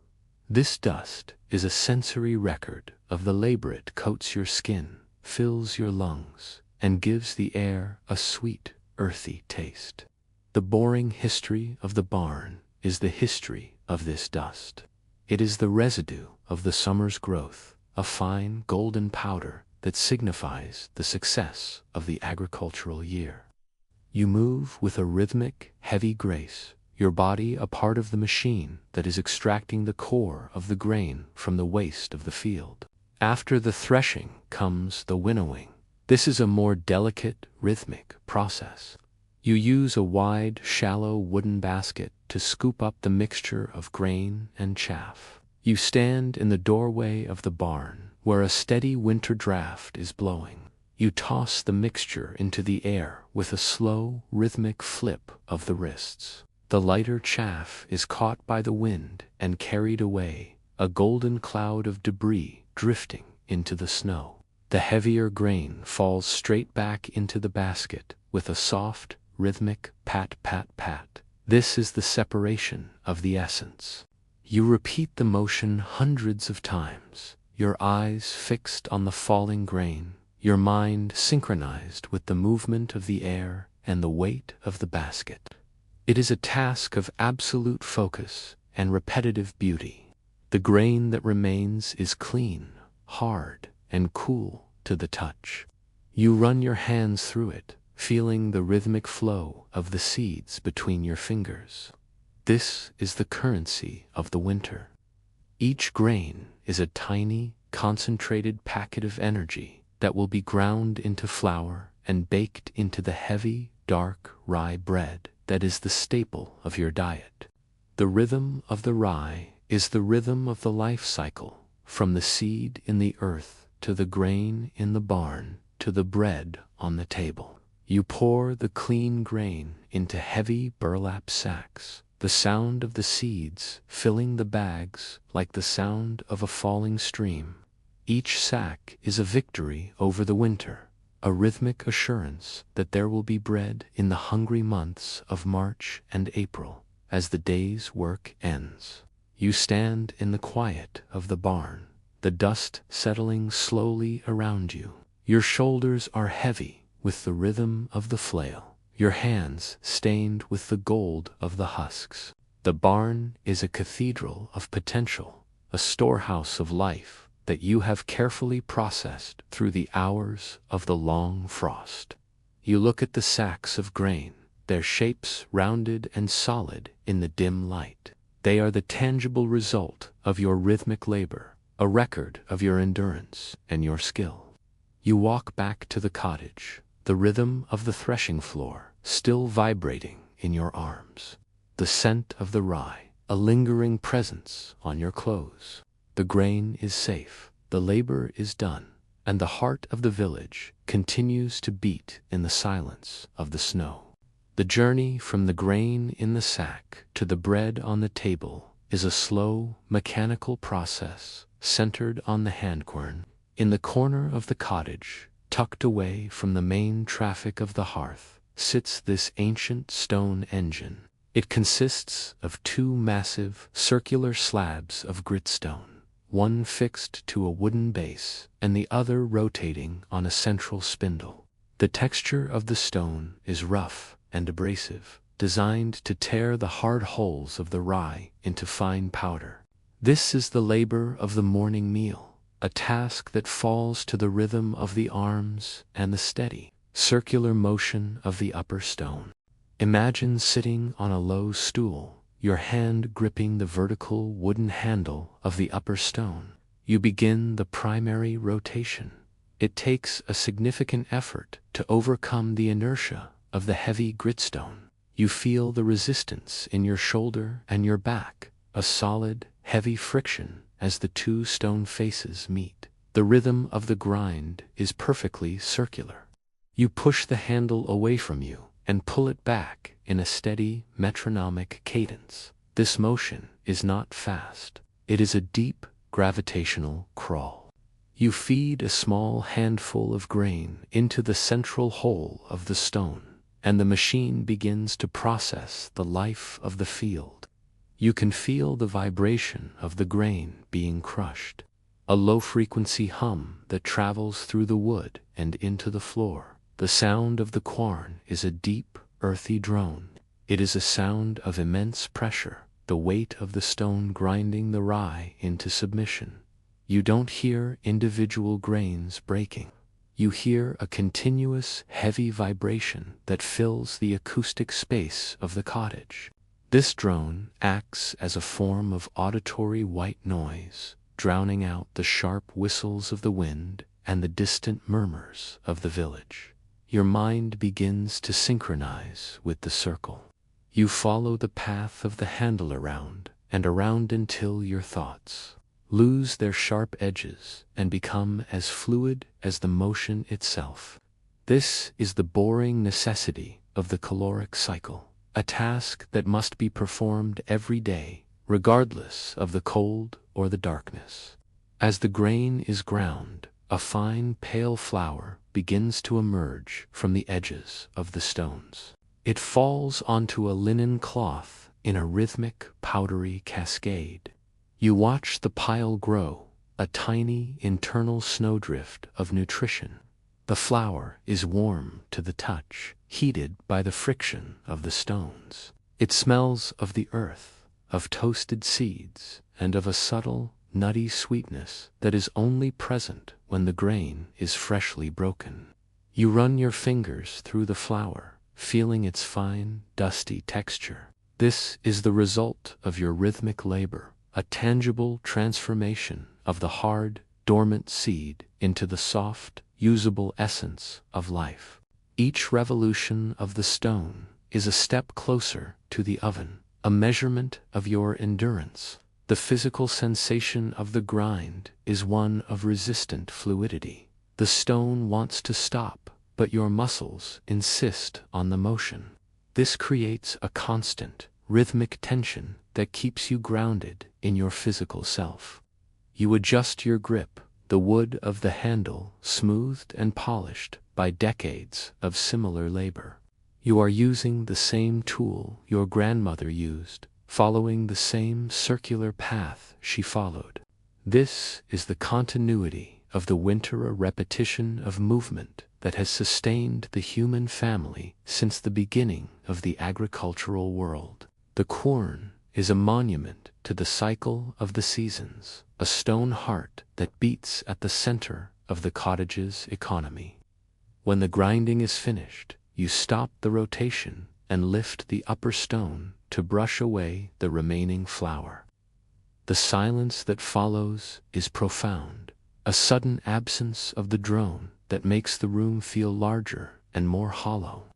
You gather the linen cloth, carefully folding it to protect the precious dust. The labor of the handcorn is finished for the morning, but the rhythm of the stone remains in your muscles, a ghost of the circular motion that will return again tomorrow. You carry the flour toward the hearth, ready for the next stage of the rhythmic journey, the kneading of the dough and the fire of the oven. In the cold shadows of the cottage, tucked away from the direct heat of the hearth, lies the wooden vat where the winter ale is undergoing its slow, rhythmic transformation. This is not the bright, carbonated beverage of the modern era, but a thick, dark, and nourishing liquid bread. The process of brewing in winter is a delicate balance of temperature and biology. The yeast, a living entity captured from the air or saved from a previous batch, moves at a pace dictated by the chill of the room. The rhythm of the ale is the rhythm of the bubble, a slow, atmospheric process that fills the cottage with a deep, yeasty aroma. Imagine looking into the vat. The liquid is a murky, deep amber, its surface covered in a thick, frothy krausen, a head of foam that looks like a miniature mountain range of cream and brown. This foam is alive. Every few seconds, a large bubble of carbon dioxide rises from the depths and breaks through the surface with a slow, heavy pulse. You watch the movement of the foam, the way it shifts and undulates in response to the invisible work happening below. This is the microscopic labor of the winter. The yeast is converting the sugars of the malted barley into alcohol and warmth, a chemical survival strategy that mirrors your own. The scent of the fermenting ale is a central part of the winter's sensory landscape. It is a complex mixture of sweet, toasted grain, earthy hops, and the sharp, slightly sour temps of the yeast. This smell is heavy and pervasive, sinking into the straw on the floor and the wool of your blankets. It is a comforting scent, signifying that the harvest has been successfully converted into a form that will not spoil. To the medieval mind, this smell is the smell of health. The ale is a source of clean hydration and vital calories, a liquid fire that will help the blood move in the deepest freezes of February. You inhale the aroma, feeling it settle in your lungs, a rhythmic reminder of the bounty of the earth. The rhythm of the brewer is one of thermal protection, because the yeast will die if it becomes too cold. The vat is often wrapped in thick woolen blankets or nestled close to the embers. You move the vat with a slow, rhythmic caution, checking the warmth of the wood with your palm. You are the guardian of this microscopic world, the shepherd of the yeast. If you feel the temperature dropping, you might add a heated stone to the liquid, a rhythmic interaction that sends a sudden surge of bubbles to the surface. This is a task of absolute attention, a slow-motion dialogue between the human and the microorganism. When the fermentation reaches its peak, the rhythm of the bubbling increases, creating a low-frequency vibration that can be felt if you rest your hand on the side of the vat. It is a steady, mechanical pulse, the heartbeat of the brew.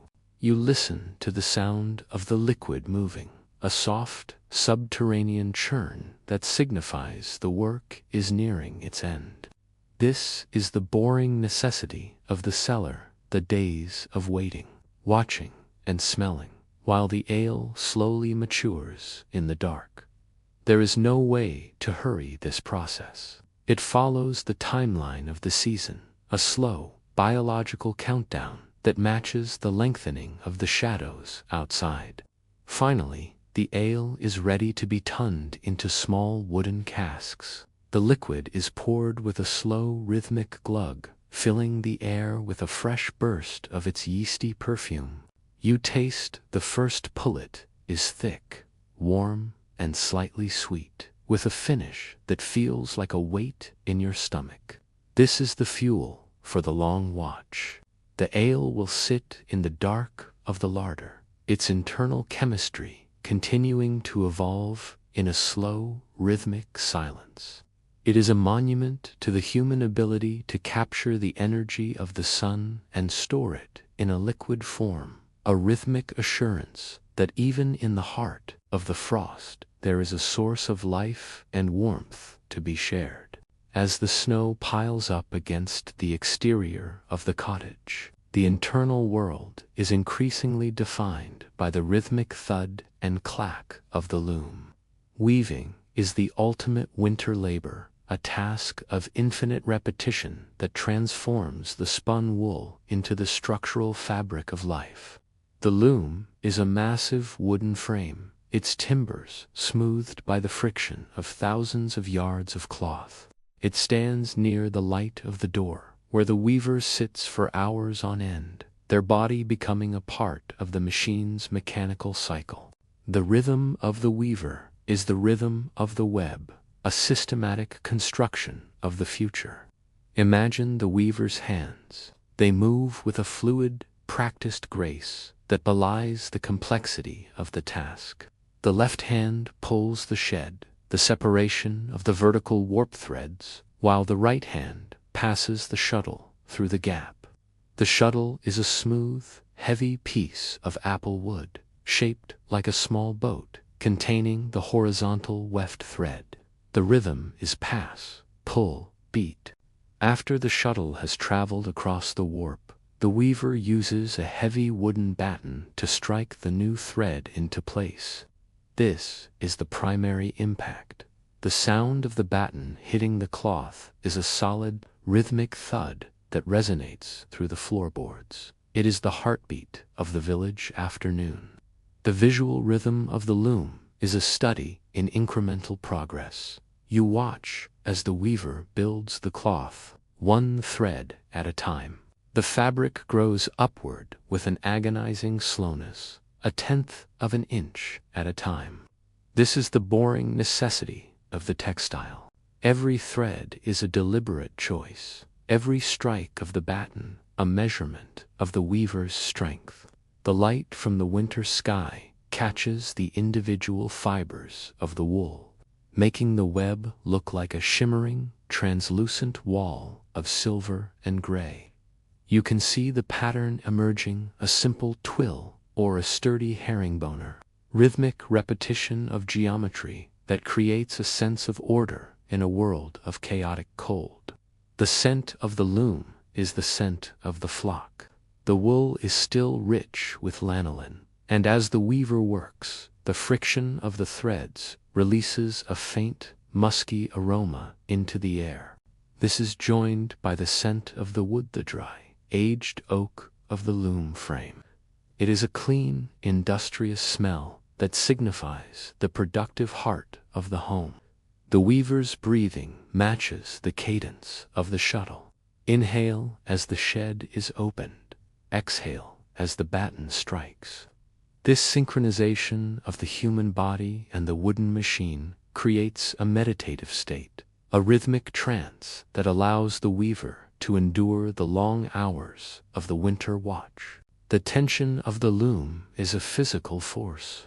You can see the warp threads straining against the weights at the bottom, a rhythmic wavering as the weaver works. This tension is what gives the cloth its strength, its ability to repel the wind and hold in the heat. The weaver must maintain this tension with a rhythmic precision. If the threads are too loose, the cloth will be weak. If too tight, they will snap. This is the boring history of the crafty hours spent checking the weights, adjusting the tension and knots. It is a labor of absolute focus, a rhythmic interaction with the properties of the fiber. As the day ends and the light fails, the weaver stops the shuttle in mid-pass. The silence that follows is thick and sudden, the thud of the batten still echoing in your ears. You look at the cloth that has been created, a foot of heavy gray wool that will eventually become a cloak or a blanket. It is a tangible record of the day's endurance, a rhythmic tally of the hours spent in the shadow of the frost.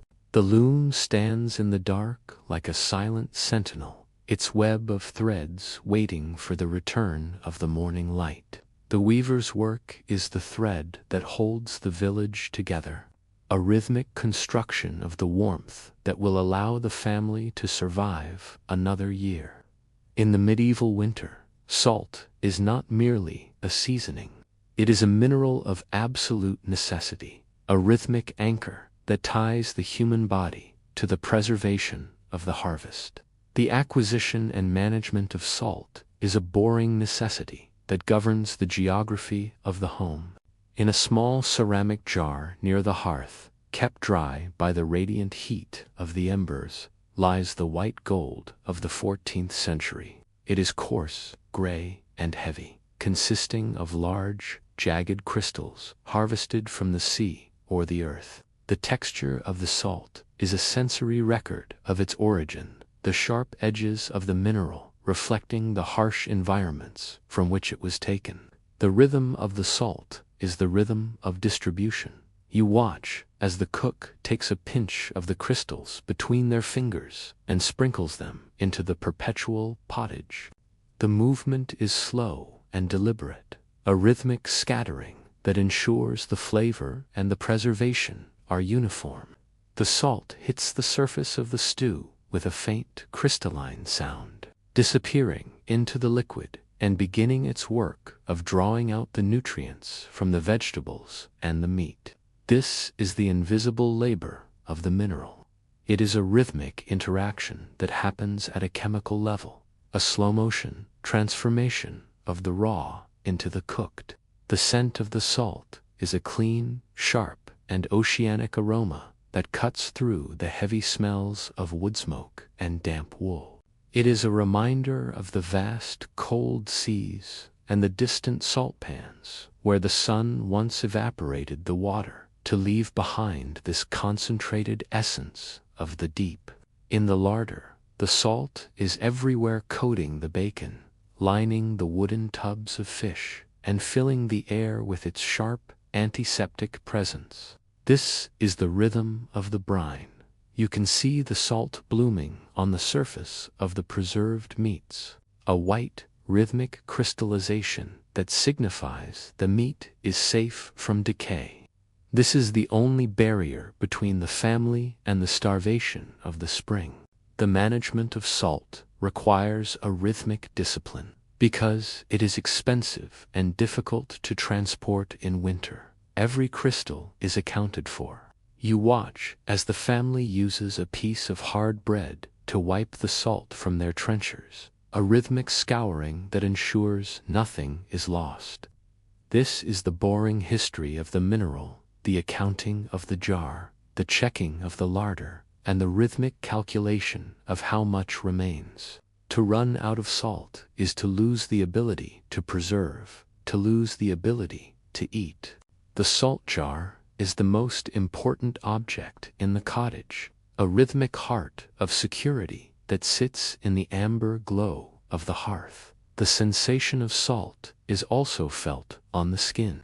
In the dry, smoky air of the winter cottage, your own sweat becomes a source of salt. You feel the rhythm of the itch as the mineral dries on your skin under the layers of wool. This is a physical reminder of your own biology, a rhythmic connection to the animals you have preserved and the earth you inhabit. The salt is within you and around you, a constant, crystalline presence that defines the limits of your survival. You are a creature of the salt, a rhythmic participant in the ancient cycle of mineral and flesh. As the night deepens, You look at the salt jar one last time before the light is extinguished. It sits there, a pale, solid object in the darkness, its crystalline surfaces catching the final red pulse of the embers. The salt is silent, but its presence is a rhythmic assurance. It is the guardian of the meat, the enhancer of the grain, and the preserver of life. The boring necessity of the salt is the foundation upon which the entire structure of the medieval winter is built. You close your eyes, the sharp, oceanic scent of the larder still lingering in your mind, and sink into a sleep that is protected by the mineral power of the gray crystals. The world is locked in ice, but here the salt remains, a rhythmic promise of endurance. In the deep, lightless hours of the medieval night, the management of fat becomes a task of spiritual and physical significance. This is the rhythm of the rendering. Every piece of animal fat salvaged from the autumn slaughter is a potential hour of light. In the cold of the larder, you keep the blocks of raw tallow hard, waxy, and smelling of salt, waiting for the day they will be transformed. The process of rendering this fat into usable light is a slow, rhythmic labor that fills the cottage with a heavy, primal aroma. You place the fat in a small iron pot over the embers, watching as the heat begins to break down the solid mass into a clear, golden liquid. This is the liquid sun of the winter, a rhythmic conversion of the animal's life into the human's vision. The visual rhythm of the melting tallow is one of steady liquefaction. You watch the solid blocks of white fat gradually soften and slump, their edges rounding as the heat penetrates the core. This is a slow-motion transformation that requires absolute patience. If the fire is too hot, the fat will burn and smoke. If too cool, it will remain stagnant. You find the rhythmic balance, a steady, low heat that coaxes the oil from the fiber. Once the fat is liquid, it must be strained through a linen cloth to remove the cracklings.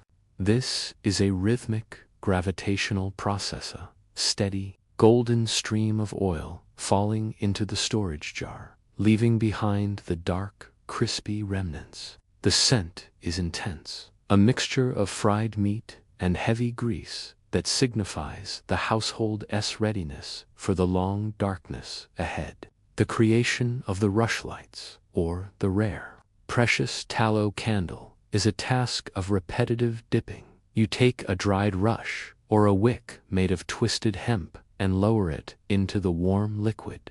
The rhythm is dip, lift, cool.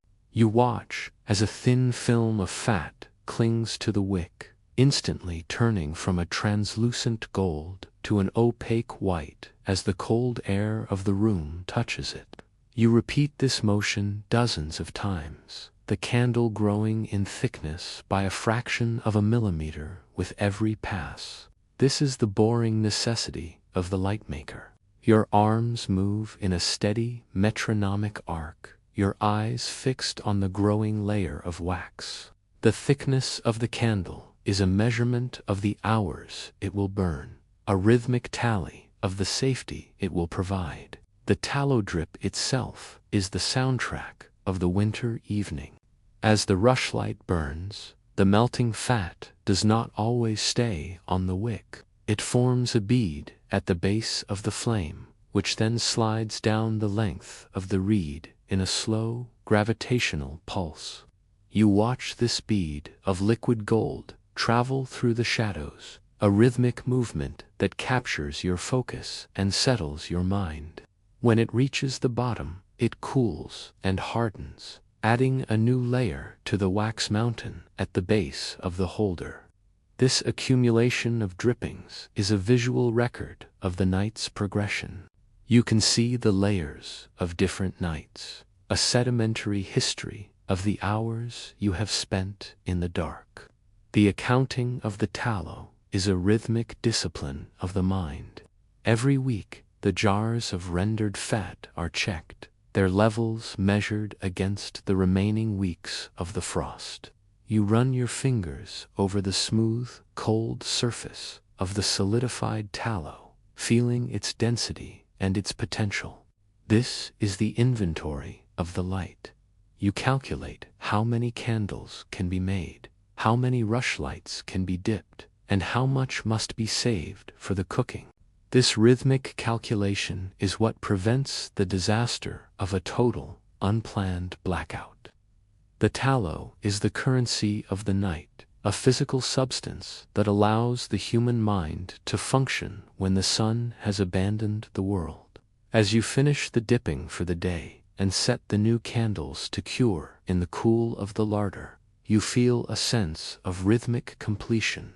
You have successfully captured the energy of the summer's grass, processed through the body of the ox, and turned it into the means of vision. The scent of the rendering lingers in the room, a heavy, comforting presence that speaks of preparation and endurance. The tallow drip is the heartbeat of the winter watch, a steady, silent pulse of energy that guides you through the shadows. You look at the row of white, waxy stems and know that you have won a few more hours of life from the dark. Deep beneath the layers of straw and the packed earth floor of the cottage, the earth itself is undergoing a slow, rhythmic distortion known as the frost heave. This is the geological pulse of the winter. As the moisture in the soil freezes, it expands with an incredible slow-motion force, lifting the very stones upon which the house is built. This is a rhythmic interaction between the climate and the architecture, a dialogue of pressure and resistance that defines the structural integrity of the medieval home. You can feel this movement in the soles of your feet, a subtle, vibrating tension that tells you the ground is no longer a static surface, but a living, expanding entity. The visual evidence of the frost heave is found in the shifting of the threshold. You watch as the heavy stone at the base of the door begins to rise, its alignment with the timber frame changing by a fraction of an inch every week. This creates new gaps for the winter wind to whistle through, requiring the rhythmic application of fresh mud and straw to seal the breach. The house is not a fixed object. It is a vessel on a frozen sea, rising and falling on the tides of the subterranean ice. You find yourself checking the walls for new cracks in the wattle and daba, rhythmic inspection that reveals the immense power of the cold. The earth is pushing upward, trying to reclaim the space occupied by the human habitation. The sound of the frost heave is the sound of structural protest in the absolute silence of the deep night. When the wind has died down and the village is asleep, you hear the deep, resonant groans of the foundation stones. These are not sharp sounds, but low-frequency vibrations that seem to come from the very center of the planet. They occur in long, slow intervals, a rhythmic grinding of stone against stone as the ice beneath them expands. This is the soundtrack of the deep freeze, a reminder that you are living on the skin of a world that is constantly moving. You listen to these sounds with a mixture of awe and caution, knowing that the strength of the oak beams is all that protects you from the shifting of the earth. The management of the frost heave is a boring necessity of the master of the house. You use a heavy wooden mallet to tap the loose stones back into place, a rhythmic, percussive task that happens every few days. You are trying to maintain a balance with the expanding earth, a slow-motion dance of pressure. You place fresh layers of straw against the exterior of the foundation, a rhythmic insulation that tries to keep the frost from penetrating too deeply into the soil. This is a war of temperature, a struggle to keep the heat core of the house large enough to resist the encroachment of the ice. Every armful of straw is a rhythmic defensive measure in the structural war. Within the cottage, the frost heave affects the rhythm of daily life. The floor becomes uneven, creating new shadows and changing the way the light of the hearth reflects off the ground. You must move with a new, rhythmic caution, your feet learning the changing topography of the room. The earth is breathing through the floor, the cold moisture rising into the air and joining the smoke in the rafters. You feel the dampness in your bones, a rhythmic ache that matches the shifting of the stones. This is the internal weather of the cottage, a climate of pressure and expansion that mirrors the world outside. As the winter progresses and the frost reaches its maximum depth, the house enters a state of frozen stasis. The movement slows, the stones reaching their highest point of elevation. You look at the threshold and realize how far the house has traveled from its summer position. This is the rhythm of the geological year, a cycle of lift and subsidence that has repeated for centuries. The cottage has survived 100 winters because it was built to move, its timber frame flexible enough to withstand the rhythmic pressure of the frost. You lie in the straw, feeling the solid, cold weight of the planet beneath you, and realize that you are a part of this rhythmic expansion. The earth is hard, the ice is powerful, and the house remains a monument to human resilience in the face of the subterranean pulse. In the cold, gray light of a winter afternoon, the rhythmic scratch of the quill on parchment is one of the few signs of intellectual life in the village. This is the labor of the scribe, a task of extreme focus and physical endurance performed in a room where the ink threatens to freeze in its horn. The rhythm of the writing is the rhythm of linear preservation. You sit at a sloped wooden desk, your fingers stiff and numb despite the woolen gloves with the tips cut off. The parchment made of scraped and stretched sheepskins, cold and resistant, its surface a pale, translucent landscape of fibers and veins. The visual rhythm of the scribe is found in the formation of the letter. You watch as the black ink, made of oak galls and iron salts, flows from the tip of the goosefeather quill. Each character is a rhythmic construction of strokes, horizontals, and curves performed in a steady, metronomic cadence. This is not the fast, cursive writing of the modern era. It is a slow, architectural process. You are building words, one letter at a time, your breath creating small clouds of steam that momentarily obscure the page. The rhythm is dip, wipe, write. You must frequently return the quill to the inkhorn, which sits in a small bowl of warm water to keep the liquid from crystallizing. The sound of the writing is a dry, rhythmic friction. It is a subtle, high-frequency vibration that fills the quiet of the scriptorium. You feel the resistance of the parchment, the way the quill bites into the surface. This is the boring necessity of the record keeper. Every line of text represents an hour of concentration, a rhythmic tally of the village's history or the church's prayers. The ink has a sharp, metallic scent that cuts through the smell of the damp wool and the wood smoke. This is the scent of permanence. In a world where everything is decaying, where the grain is eaten and the wood is burned, the written word is the only thing that endures.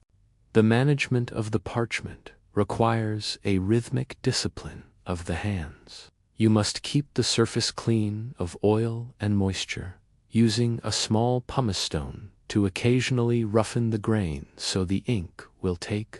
Your movements are restricted by the cold. Every gesture of the arm, a slow-motion effort. You find a rhythm in the discomfort, a way of focusing the mind on the tip of the quill until the rest of the world, the freezing room, the howling wind, the hunger in your stomach disappears. This is the ascetic rhythm of the winter scholar. The parchment is a bridge between the mind and the future, a rhythmic web of ink that will carry the thoughts of the present into the spring. As the light begins to fail, the letters become harder to see. The shadows on the parchment grow long and distorted, the black ink blending into the gray skin. You follow the rhythm of the last line, pushing yourself to complete the sentence before the darkness is absolute. You then use a small wooden box of fine sand to blot the ink, a rhythmic scattering of grains that absorbs the excess moisture. The sound of the sand hitting the parchment is like a soft, dry rain.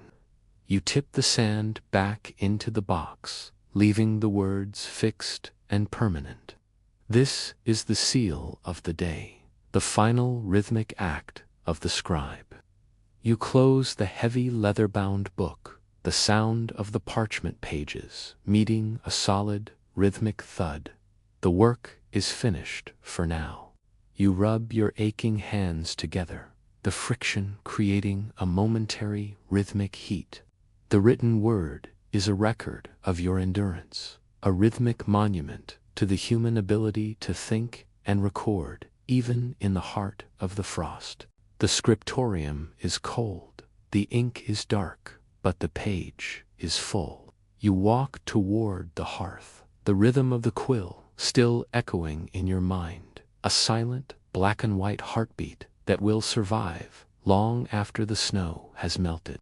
Beyond the safety of the village walls, the forest in winter is a place of rhythmic, predatory silence. This is the wild interior, a world of deep snow and vertical shadows, where the human presence is a fragile, temporary intrusion. The primary rhythm of the forest is the rhythm of the hunt. While the village sleeps, the wolves move through the trees in a steady, mechanical trot. Their movements are synchronized with the environment, their paws finding the hard crust of the snow with a rhythmic, muffled impact. They are not chasing, they are pacing, a slow-motion siege of the village's defenses. The visual rhythm of the wolves is a study in gray motion. You can see them from the village palisade, a series of dark shapes moving across the white horizon. They move in a line of follow, each wolf stepping exactly into the track of the one before it. This creates a rhythmic, single-file trail through the snow, a visual record of their persistence. Their eyes catch the pale light of the moon, flashing in rhythmic intervals as they turn their heads to scent the wind. This is the boring necessity of the predator, the hours spent watching, waiting, and measuring the strength of the village's stone and timber walls. The wolves are the external manifestation of the winter's hunger. The sound of the forest is dominated by the long howl. This is not a random noise. It is a rhythmic, communal communication that follows a specific acoustic pattern. It begins as a low, mournful frequency and rises into a high-pitched, vibrating wail. The sound travels for miles through the cold, thin air, bouncing off the frozen trunks of the oaks and the pines. You hear it from your cottage, a rhythmic rising and falling of the sound that sends a physical shiver through your body. It is the heartbeat of the wilderness, a sound that tells you the forest is still there, still hungry, and still watching.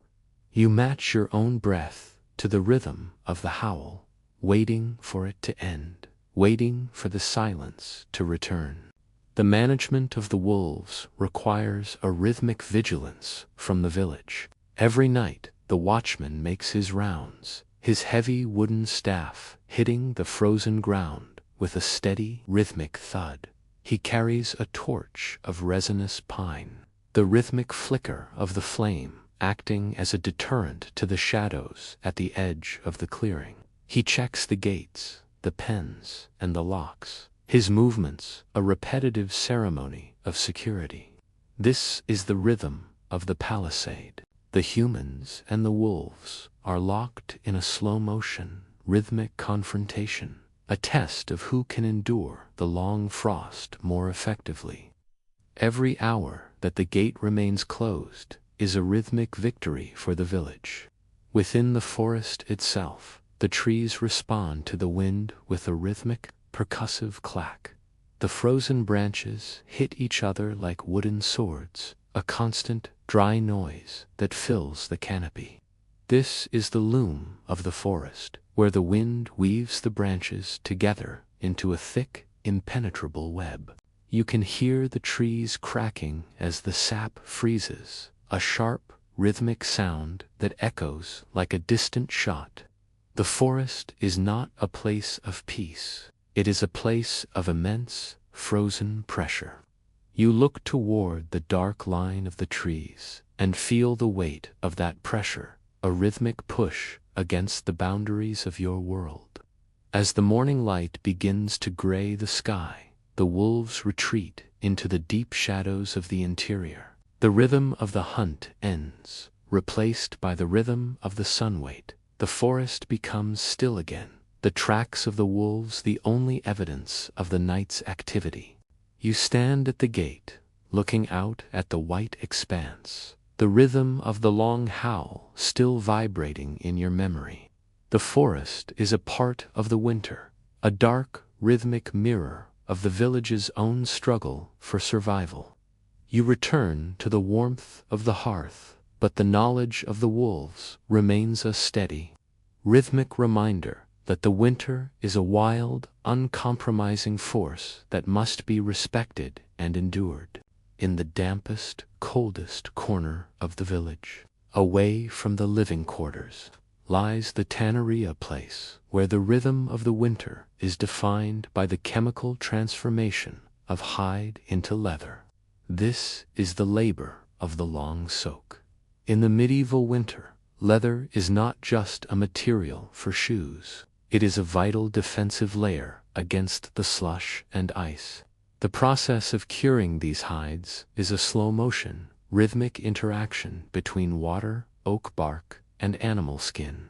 You step into the tannery and are immediately met by a thick, heavy scent mixture of cold rot, the sharp, astringent temps, and the metallic smell of the frozen earth. Imagine the wooden vats, their surfaces covered in a thin layer of ice that must be broken every morning. Beneath the ice, the hides are submerged in a dark, tea-colored liquid made from crushed oak bark gathered during the spring. The rhythm of the tanner is the rhythm of turning. Every few hours, the hides must be lifted from the liquid, turned over, and submerged again to ensure the tannin penetrates the fibers evenly. You use a heavy wooden pole to lift the dripping skin. The weight is immense, the water-soaked hide feeling like a sheet of lead. You move with a slow, mechanical cadence, the water falling back into the vat in a steady, rhythmic cascade. This is the boring necessity of the crafty months of repetition required to turn a perishable skin into a permanent material. The visual rhythm of the tanning process is one of steady darkening. You watch as the hides transition from a pale, sickly white to a deep, earthy brown. This color change is a measurement of the winter's progress. You can see the grain of the leather emerging, the microscopic fibers tightening and toughening under the influence of the oak. The light from the gray sky reflects off the wet surfaces of the skins, making them look like slabs of polished stone. The tannery is a world of brown and gray, a rhythmic study in the textures of preservation. There is no haste here. The tannins move at a pace dictated by the cold, a slow molecular migration that cannot be hurried. The sound of the tannery is the sound of wet weight. As the hides are moved, you hear the heavy, muffled impact of skin against wood. These are low-frequency sounds that carry through the damp air, a rhythmic percussion that marks the tanner's day. You feel the vibration of the work in your arms, the constant tension of the heavy lifting. The cold in this room is different from the dry cold of the forest. It is a saturating cold that clings to your clothes and seeps into your bones. Your hands are stained a permanent dark brown, the skin toughened and calloused by the same tannins that are curing the leather. You have become a part of the process, your own body undergoing a rhythmic transformation alongside the hides. When a hide is finally ready, it is taken to the stretching frames. This is a task of high-tension rhythm. You use leather thongs to pull the skin tight across a wooden frame, adjusting the tension with a series of rhythmic tugs. You then use a blunt iron scraper to remove the last of the moisture and flesh. The scraper moves across the leather in a steady, repetitive shaving motion. You feel the resistance of the fibers, the way the leather fights the tool. This is the final stage of the winter cure, a rhythmic preparation for the cobbler. The leather is now a shield, a material that will stand between a human foot and the frozen mud of the village road. As the day ends and you leave the tannery, the scent of the oak bark follows you, a sharp, earthy perfume that signifies the successful preservation of the harvest. You look at the rows of stretching frames, their dark, taut surfaces catching the last of the light. They are a rhythmic tally of the animals lost in the autumn and the safety gained for the winter. The labor of the tanner is a slow, rhythmic victory over decay, a crystalline transformation of the temporary into the enduring. You walk back toward the hearth, your muscles aching with the weight of the water-soaked skins, but your mind is settled by the steady, predictable cadence of the vats. The center of the medieval universe is not the sun, but the hearthstone, the massive slab of granite or limestone that sits at the core of the cottage. This stone is the thermal anchor of the home, the source of all life and the guardian of the night. The management of the hearthstone is a task of rhythmic discipline, a constant cycle of feeding, banking, and cleaning. The most important of these tasks is the ash sweep, a rhythmic ceremony performed every morning to clear the way for the new day's fire. You kneel before the stone, the cold air of the room pressing against your back, and begin the slow, dusty labor of the brush. The visual rhythm of the ash is a study in monochrome movement. As you move the brush made of dried broom or heather across the stone, the fine white particles of ash rise in a slow, swirling cloud. They move in rhythmic eddies, caught by the gentle draft of the smoke hole. The ash is as soft as silk and as light as air, a microscopic record of the wood consumed the night before. You watch the gray stone emerge from beneath the white veil, a rhythmic uncovering of the foundation. The stone is scarred and blackened by the heat, its surface a map of every fire that has burned in this house for 100 years. This is the boring necessity of the hearth, the daily maintenance of the heat source. The sound of the ash sweep is a soft, rhythmic friction. It is a hushed, whispering noise that fills the quiet of the morning cottage. You feel the texture of the stone through the handle of the brush, the grit and the smoothness of the granite. This is a task of absolute focus. You must move the ash carefully to avoid filling the room with dust, using a rhythmic pulling motion to gather the particles into a ceramic jar. This ash is not waste. It is a precious resource used for making lye, for cleaning wool, and for preserving eggs. The rhythm of the sweep is the rhythm of resource extraction, a systematic gathering of the fire's remnants. Once the stone is clear, the rhythm shifts to the lay of the fire. You place the tinder-dried moss, birch bark, or fine wood shavings in the center of the stone. Then come the smaller twigs, followed by the larger logs. You build the structure with a rhythmic precision, creating a pyramid of potential. You blow on the embers saved from the night before, your breath a slow, rhythmic pulse of oxygen. You watch as the first spark catches the birch bark, a tiny, rhythmic flickering of orange light that begins to grow. The heat starts to radiate from the stone, a slow, expanding circle of warmth that pushes back the cold of the morning. The hearthstone is waking up, its molecules vibrating with the return of the fire. The thermal rhythm of the stone is one of steady absorption. It takes hours for the massive slab to reach its full temperature. You feel the heat creeping into the floor, into the stools, and into the air. The stone acts as a battery, storing the energy of the fire and releasing it slowly throughout the day. You can rest your feet on the edge of the stone and feel the rhythmic pulse of the heat traveling through your boots. This is the most profound comfort of the medieval winter, the direct, physical connection to the earth's stored warmth. The stone is a protector, a solid, unmoving presence that guarantees the survival of the family. As the night returns and the fire is banked once more, you look at the hearthstone in the dim light. It is glowing a soft, dark red, a rhythmic visual of the heat it still holds. You have completed the cycle of the day, and the stone will carry that heat into the dark. The boring necessity of the ash sweep is the foundation of this security. You lie back into the straw, the scent of the warm granite filling your senses, and listen to the silence of the room. The hearthstone is the heartbeat of the home, and its rhythmic care is the most essential labor of the long frost.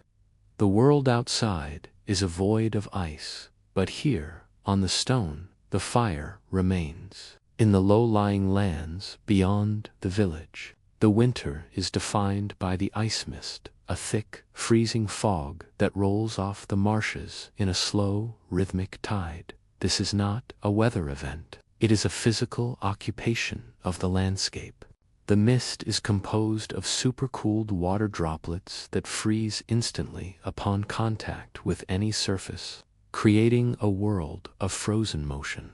You stand at the edge of the marsh, watching the mist approach. It moves with a heavy, gravitational cadence, swallowing the reeds and the willow trees in a rhythmic progression of white.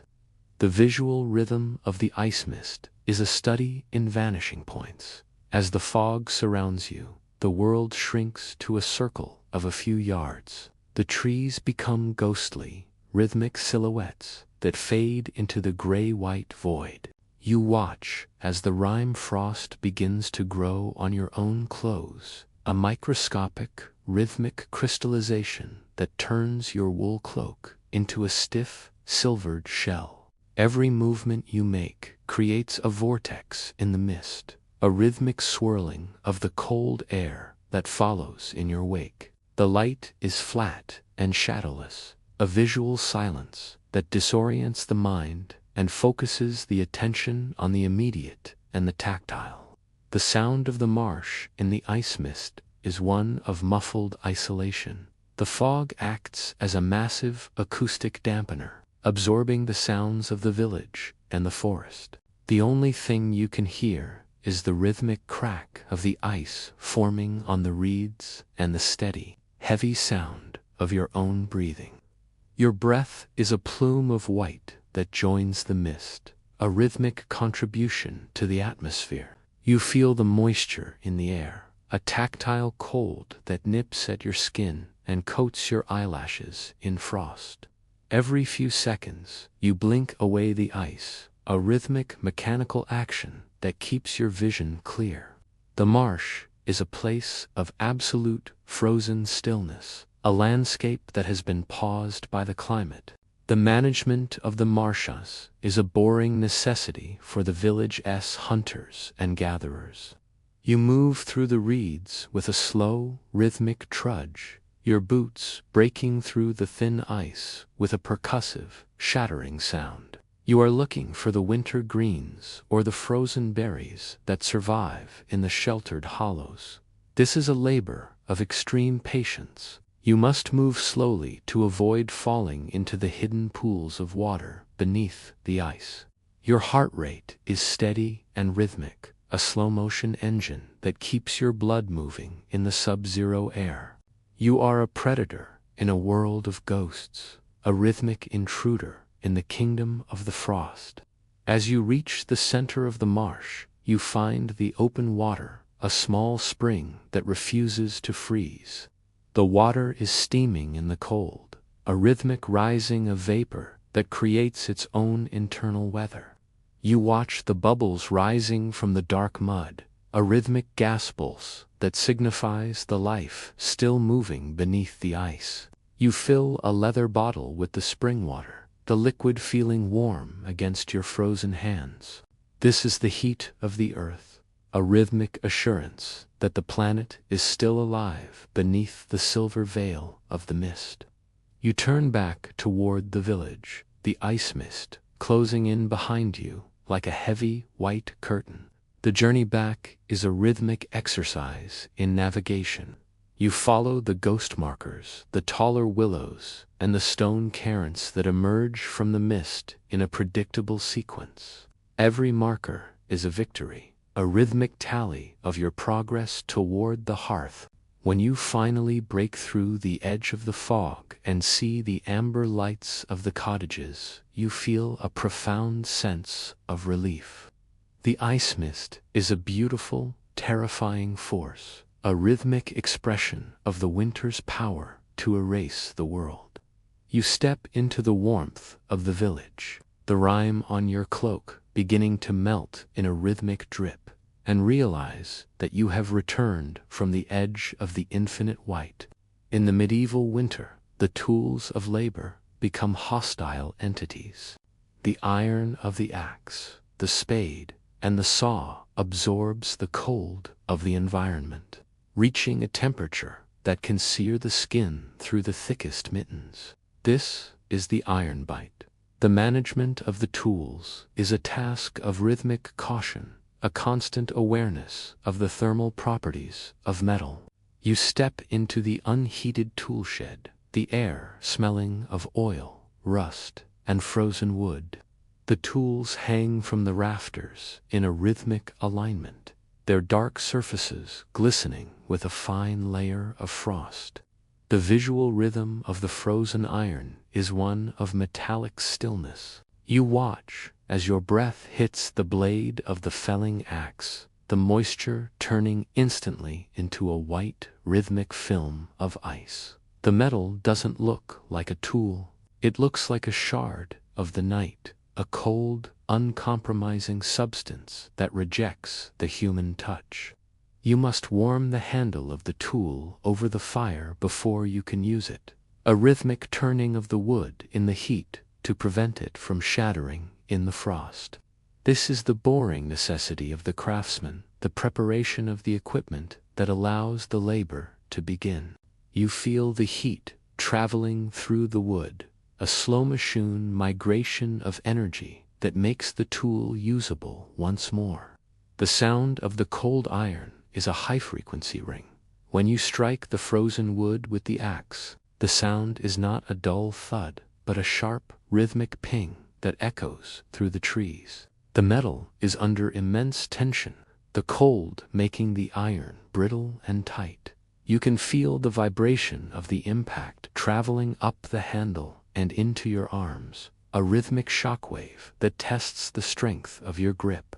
This is the soundtrack of the winter labor, the percussive dialogue between the iron and the ice. You move with a rhythmic deliberation, every strike of the tool a calculated interaction with the forces of the season. The sensation of the iron bite is a sharp, electric sting. If a bare finger touches the cold metal, the moisture on the skin freezes instantly, locking the human to the tool. This forces a rhythmic, careful behavior in the shed. You use thick leather pads to handle the iron, your movements slow and mechanical. You are constantly checking the blades for cracks or frost fractures, a rhythmic inspection that ensures the tools will not fail in the middle of a task. The tools are your life, but in the winter they are also your enemies. This double nature of the iron is a central theme of the long frost.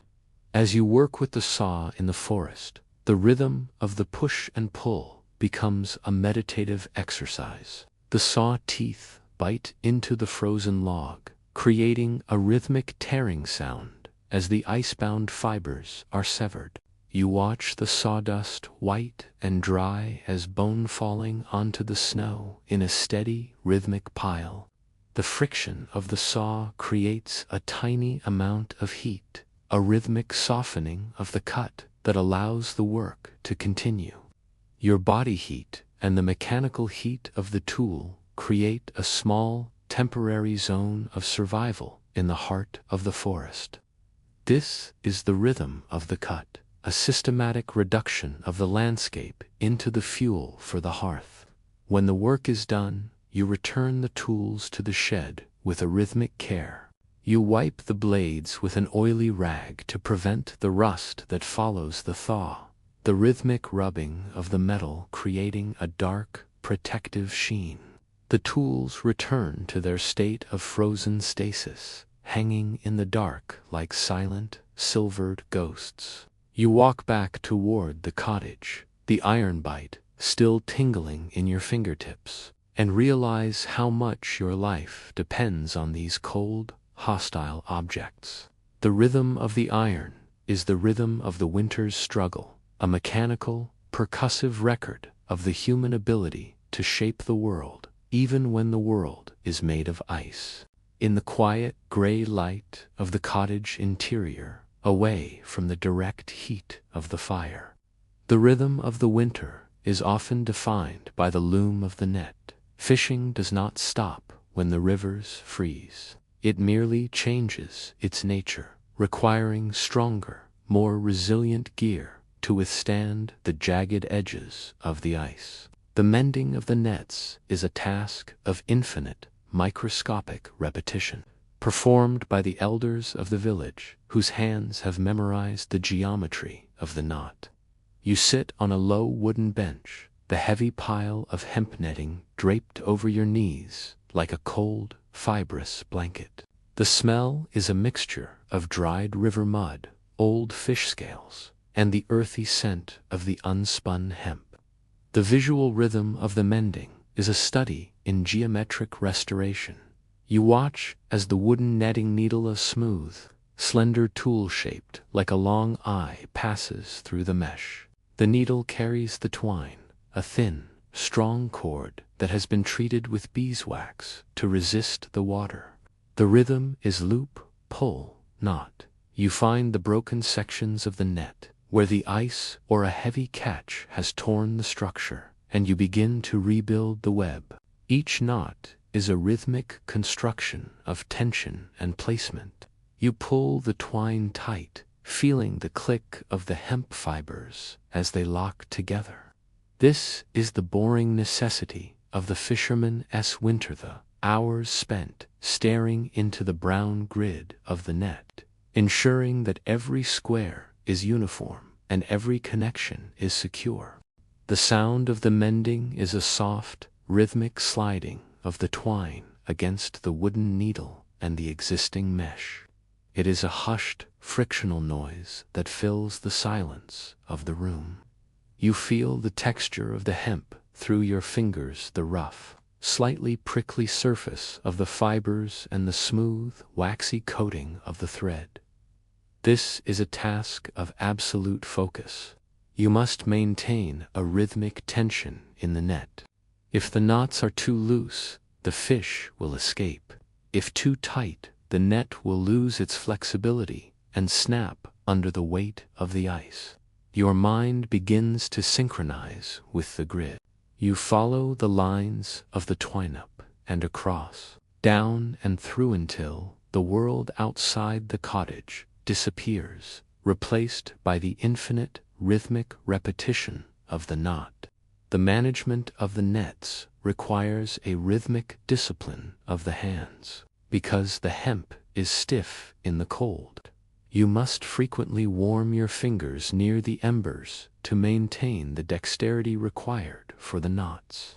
This creates a thermal rhythm of the work. 20 minutes of mending followed by a few minutes of warming. You watch the steam rise from your fingers as they meet the heat, a rhythmic visual of the energy returning to your joints. The net is not just a tool, it is a vessel of hope. Every repair you make is a rhythmic investment in the spring harvest, a promise that the household will have protein when the ice finally breaks. The net is a record of your patience, its surface a map of every repair made over the course of the long frost. As the day ends and the light fails, the shadow of the net on the floor grows long and distorted, looking like a giant, rhythmic web cast across the room. You stop the needle in mid-stitch, the twine trailing behind it like a frozen umbilical cord. You look at the section you have completed, a foot of perfectly mended mesh that will soon be lowered into the dark, freezing waters of the lake. This is the rhythm of the future, a systematic preparation for the turn of the season. The net is heavy, the work is slow, and the room is cold, but the grid is whole. You fold the netting with a rhythmic, heavy movement, stacking it in the corner where it will wait for the morning.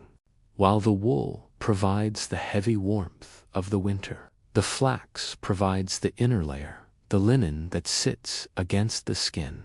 The processing of flax in the winter is a violent, rhythmic labor known as breaking. After the flax has been redded in the autumn rain to loosen the fibers, the stalks become brittle and dry. They must be beaten to separate the soft, golden fiber from the hard, woody boon. This is done in the barn, a space of cold air and floating dust where the rhythm of the flax break dominates the afternoon. The tool is a heavy wooden lever that falls into a grooved base, crushing the stalks with a rhythmic, mechanical force. Imagine the sound of the flax break. It is a solid, percussive thud that echoes through the timber frame of the barn. This is a two-part rhythm. You lift the heavy wooden arm with your right hand and feed a bundle of flax stalks into the groove with your left. Then, you bring the arm down with the full weight of your shoulder. The sound is a rhythmic crunching of the woody core, a repetitive noise that signifies the destruction of the plant's outer shell. You do not strike once. You strike dozens of times for every bundle, your body moving in a steady, metronomic cadence. The dust raised by the breaking is fine and white, coating your clothes and your hair in a rhythmic layer of botanical debris. The visual rhythm of the breaking is a study in transformation. You watch as the green-gray stalks are shattered, revealing the long, pale fibers hidden within. These fibers are the silk of the earth, a strong and flexible material that will eventually be spun into the finest linen. You pull the bundle through the break, the rhythmic shredding of the boon creating a pile of woody waste at your feet. This waste is not discarded. It is a boring necessity of the winter fire, used as quick-burning kindling for the hearth. The rhythm of the labor is a cycle of separation and utility. You are extracting the value from the plant, one rhythmic strike at a time.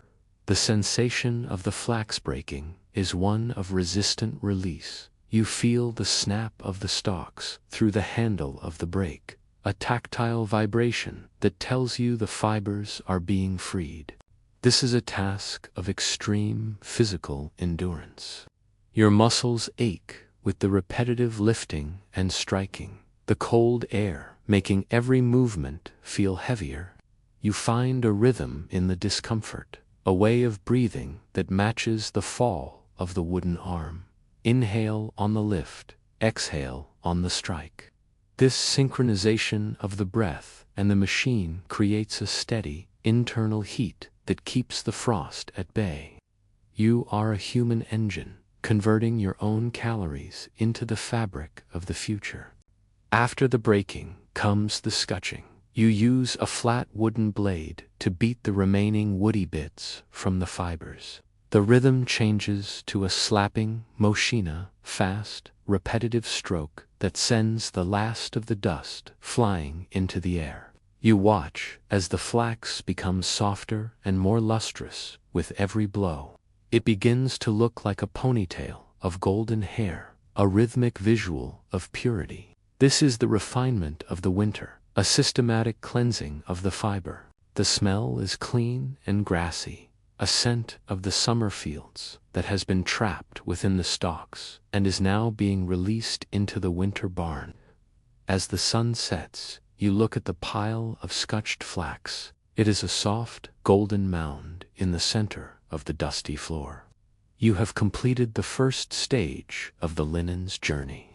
The labor was hard, the rhythm was relentless, and the dust was thick, but the fiber is ready for the comb and the spindle. You gather the flax with a rhythmic, gentle care, tying it into strikes that look like heavy braids. This is the borrowed warmth of the fields, a material that will provide the comfort of the inner layer through the remaining months of the frost. You walk back to the cottage, the rhythm of the break still vibrating in your arms, a silent, mechanical memory of the day's production.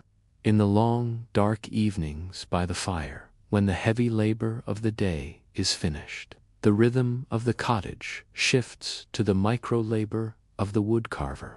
This is the time of the spooncraft, a task of extreme precision performed with a small, razor-sharp iron knife. The material is a greenwood branchalder birch or maple gathered from the forest and kept from freezing in the corner of the room. The rhythm of the carving is the rhythm of the curl, a systematic removal of thin, translucent shavings that fall into the straw in a rhythmic, spiraling cascade. Imagine sitting on the hearthstone, the warmth of the embers at your back. You hold the rough-cut block of wood in your left hand and the carving knife in your right. The rhythm is slice, check, slice. You are not forcing the blade. You are leading it through the grain. You feel the resistance of the wood fibers, the way the iron bites into the surface. Each stroke of the knife is a rhythmic construction of the spoon's anatomy, the curve of the handle, the hollow of the bowl, the smoothness of the neck. This is the boring necessity of the household, the creation of the tools required for the pottage. You watch the shavings fall, each one a rhythmic record of your focus and your skill. The visual rhythm of the carving is a study in emergence. You watch as the spoon reveals itself from within the block of wood. It is a slow-motion transformation, the rough edges giving way to the smooth, ergonomic curves of the final object. The light from the fire catches the fresh-cut surfaces of the wood, making them glow with a pale, organic brilliance.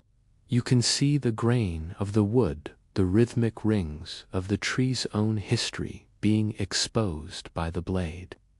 This is a profound connection between the human hand and the life of the forest. You are giving the wood a new purpose, a rhythmic utility that will serve the family for years. The sound of the carving is a soft, rhythmic hiss. It is a hushed, whispery noise that fills the quiet of the evening. You feel the texture of the wood through your fingertips, the dampness of the sap, the smoothness of the grain, the sharpness of the blade.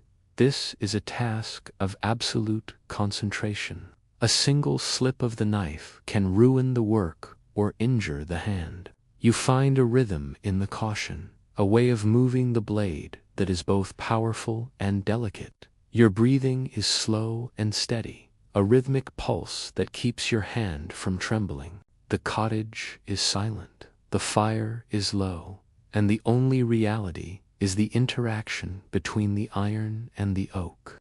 The management of the wood requires a rhythmic understanding of seasoning.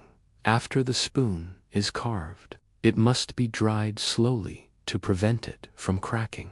You place it in a cool, dark place, away from the direct heat of the fire. Every few days, you check the spoon, feeling its weight and its moisture. This is the rhythm of the cure, a slow-motion transition from the living branch to the stable tool. You might rub the wood with a piece of animal fat or a drop of linseed oil, a rhythmic polishing that seals the fibers and gives the spoon its final protective sheen. This is the final stage of the craft, a rhythmic act of preservation. As you finish the carving for the night and brush the shavings into the fire, you look at the new spoon in your hand. It is a perfect, functional object, a record of your patience and your endurance. You have created something useful from the waste of the forest, a rhythmic victory over the limitations of the winter. The boring necessity of the spooncraft is the foundation of the household's dignity. You place the spoon with the others, its pale wood standing out against the blackened timber of the shelf. You lie back into the straw, the rhythmic hiss of the knife still echoing in your mind. A silent, wooden heartbeat that signifies the continuity of the home. While the village focuses on the grain and the meat, the cellar rhythm is defined by the management of the winter wine. In the deepest reaches of the manor house or the monastery, where the stone walls are 6 feet thick, the grapes gathered in the late autumn have been resting in massive wooden tuns. The process of treading in the winter is a rhythmic, physical labor that releases the final essence of the fruit. This is a task performed by the feet, a rhythmic dance of the press that takes place in a world of dark purple and cold, fermenting air. The smell is overwhelming, yea thick, intoxicating mixture of crushed skins, sharp alcohol, and the damp, earthy scent of the stone cellar. Imagine stepping into the tun. The mass of grapes is cold and viscous, reaching up to your knees. The rhythm is step, press, lift. You move your feet in a steady, metronomic cadence, your weight crushing the skins and releasing the juice. This is not a fast movement. It is a heavy, gravitational trudge through the fruit. You feel the texture of the grapes through your skin, the roundness of the berries, the toughness of the skins, the sharpness of the seeds. This is a task of absolute physical immersion. You are walking on the harvest, your body the primary tool of the extraction. The juice rises around your legs in a rhythmic purple tide, its cold temperature a constant reminder of the season.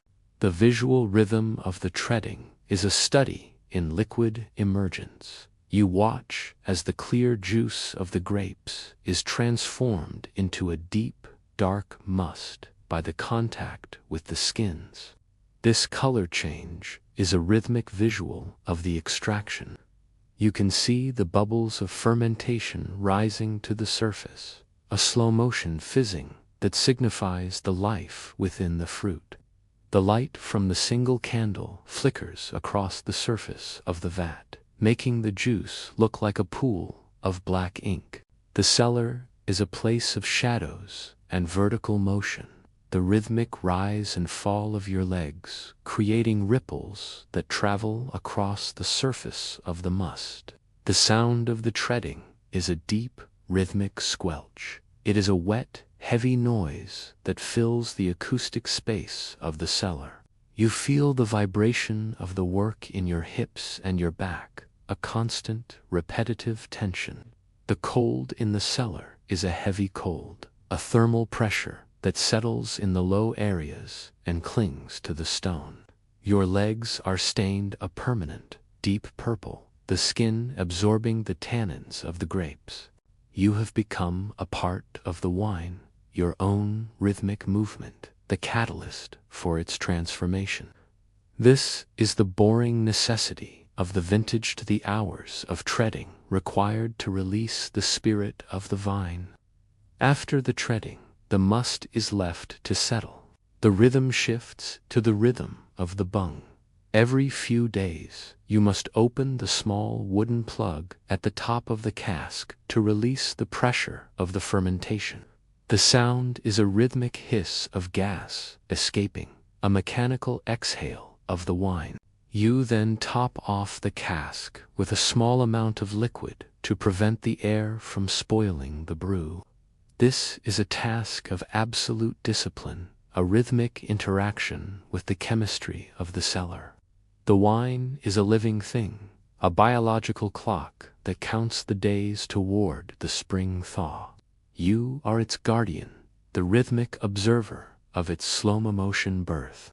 As the day ends and you climb out of the tun, your legs feeling heavy and cold, you look at the dark, bubbling liquid you have created. It is the concentrated energy of the summer's sun, preserved in a form that will outlast the frost. The labor was hard, the rhythm was relentless, and the cellar was dark, but the wine is moving. You wrap your legs in warm wool, the scent of the crushed grapes, a lingering presence on your skin. This is the rhythm of the celebration, a systematic preparation for the feasts that will mark the end of the winter. You walk toward the light of the upper floors, the rhythmic squelch of the grapes still echoing in your ears, a silent purple heartbeat that signifies the abundance of the earth. As the winter winds intensify, the thatch roof of the cottage becomes a site of constant, rhythmic maintenance. The straw, while dense, is a living material that settles and shifts under the weight of the snow and the rime frost. This necessitates the labor of caulking, the systematic filling of gaps, and the reinforcement of the eaves to prevent the heat leak. You climb a heavy wooden ladder, your hands encased in thick leather mittens, and begin the rhythmic inspection of the roofline. The smell is a mixture of dry, dusty straw, the sharp cold of the upper air, and the faint, sweet scent of the willow withies used to bind the bundles. The visual rhythm of the caulking is a study in fibrous density. You watch as you push new handfuls of long straw into the existing weave. The rhythm is tuck, press, smooth. You are not just adding material, you are integrating it into the structural web of the roof. You use a wooden spurtle, a flat, paddle-like tool, to drive the straw deep into the crevices. Each stroke of the spurtle is a rhythmic construction of the thermal barrier. You watch the straw disappear into the dark gaps, a visual record of the house being sealed. The light of the pale sun reflects off the golden stalks, creating a shimmering, rhythmic pattern that contrasts with the deep shadows of the eaves. The sound of the caulking is a soft, rhythmic rustling. It is a hushed, dry noise that fills the space around the ladder. You feel the tension of the thatch through the tools, the resistance of the packed straw, and the flexibility of the new bundles. This is a task of absolute physical focus. You must maintain a steady, rhythmic pressure. If the straw is too loose, the wind will pull it out. If too tight, it can stress the timber rafters below. Your mind begins to synchronize with the weave. You follow the lines of the roof up to the ridge, down to the even till the world below. The ladder disappears, replaced by the infinite rhythmic repetition of the straw. The management of the thatch requires a rhythmic discipline of the body. Because you are exposed to the full force of the winter wind, You must move with a slow, mechanical caution. You find a rhythm in the discomfort, a way of breathing that keeps your core warm while your extremities face the frost. This is a vertical labor. You are the guardian of the house's cap, the individual responsible for the dry interior. You watch the steam of your breath dissipate against the straw, a rhythmic reminder of the heat you are working to protect. The roof is a record of your vigilance, its surface a map of every repair made during the long frost. After the caulking, you use long willow rods to pin the new sections in place. The rhythm shifts to a binding motion, a slow, twisting action that locks the straw to the rafters. You watch as the willow bends without breaking, its organic strength a perfect match for the flexibility of the thatch. This is the boring necessity of the roof warden, the hours spent on the ladder, leaning into the wind, ensuring that the boundary between the human and the sky remains intact. It is a labor of structural integrity, a rhythmic assurance that the hearth fire will not be wasted on the clouds.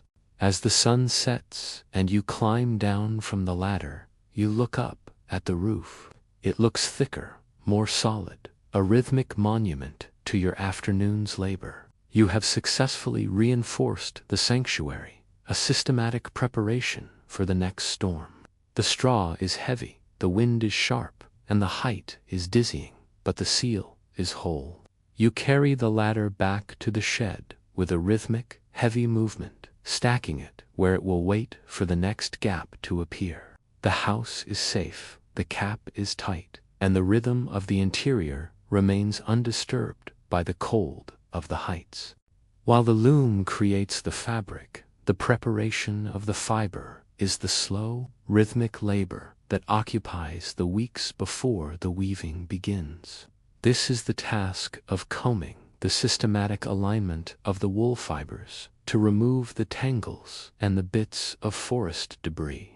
You sit by the secondary light of a tallow lamp, a pair of heavy iron-toothed combs in your hands. The smell is the concentrated essence of the sheep, a thick, musky aroma of lanolin and old hillside grass. The rhythm of the combs is a steady, mechanical tearing and smoothing that fills the cottage with a soft, atmospheric noise. Imagine the combs. They are made of dark, forged iron, with dozens of long, sharp teeth set into a wooden handle. You heat the teeth of one comb over the embers to soften the lanolin in the wool. The rhythm is load, pull, transfer.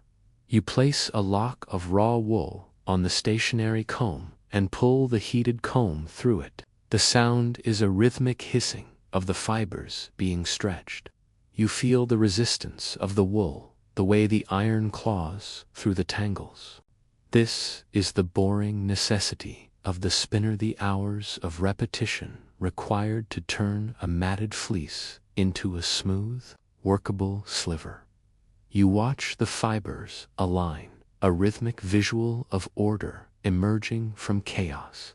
The visual rhythm of the combing is a study in linear purity. You watch as the wool transitions from a clumped, dirty mass into a long, shimmering cloud of silver white.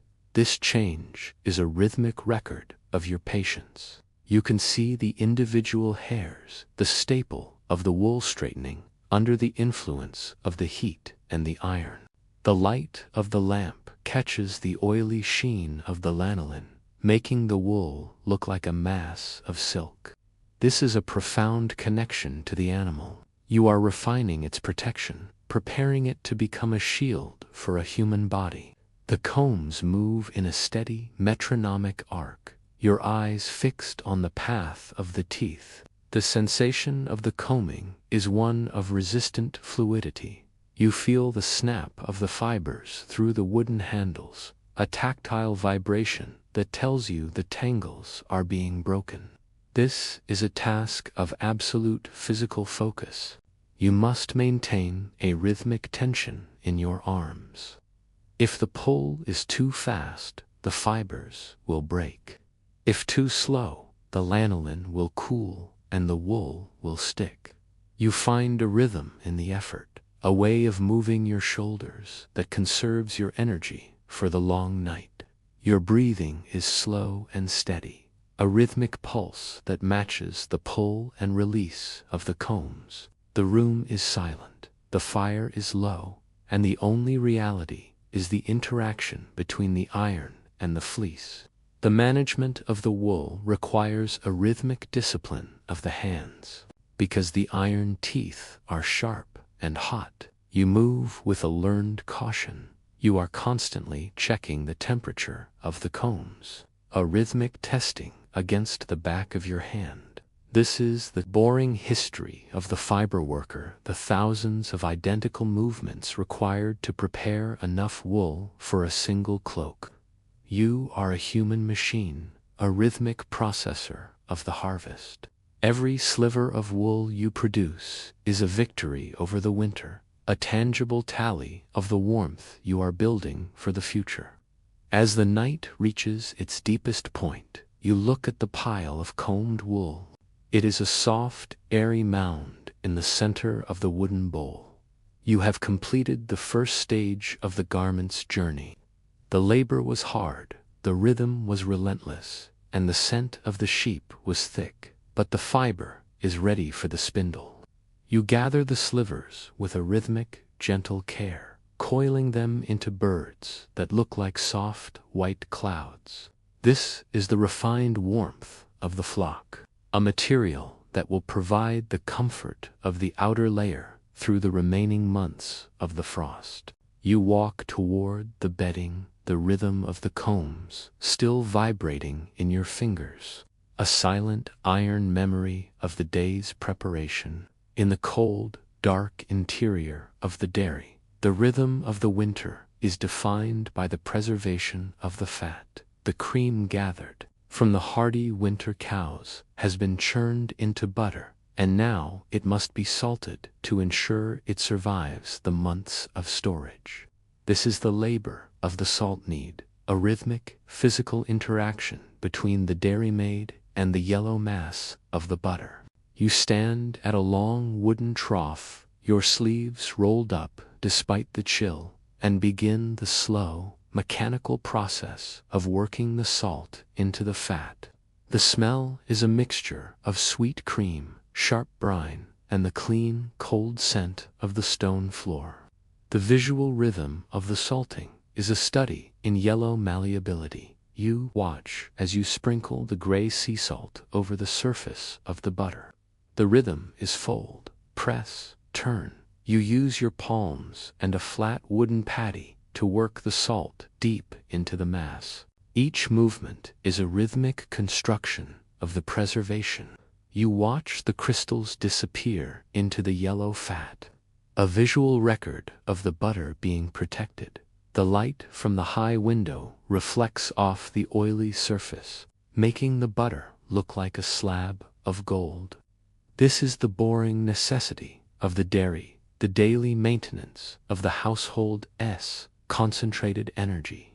The sound of the salting is a soft, rhythmic squelching. It is a wet, heavy noise that fills the quiet of the dairy. You feel the texture of the butter through your skin, the smoothness of the fat, and the occasional crunch of a salt crystal that has unyet dissolved.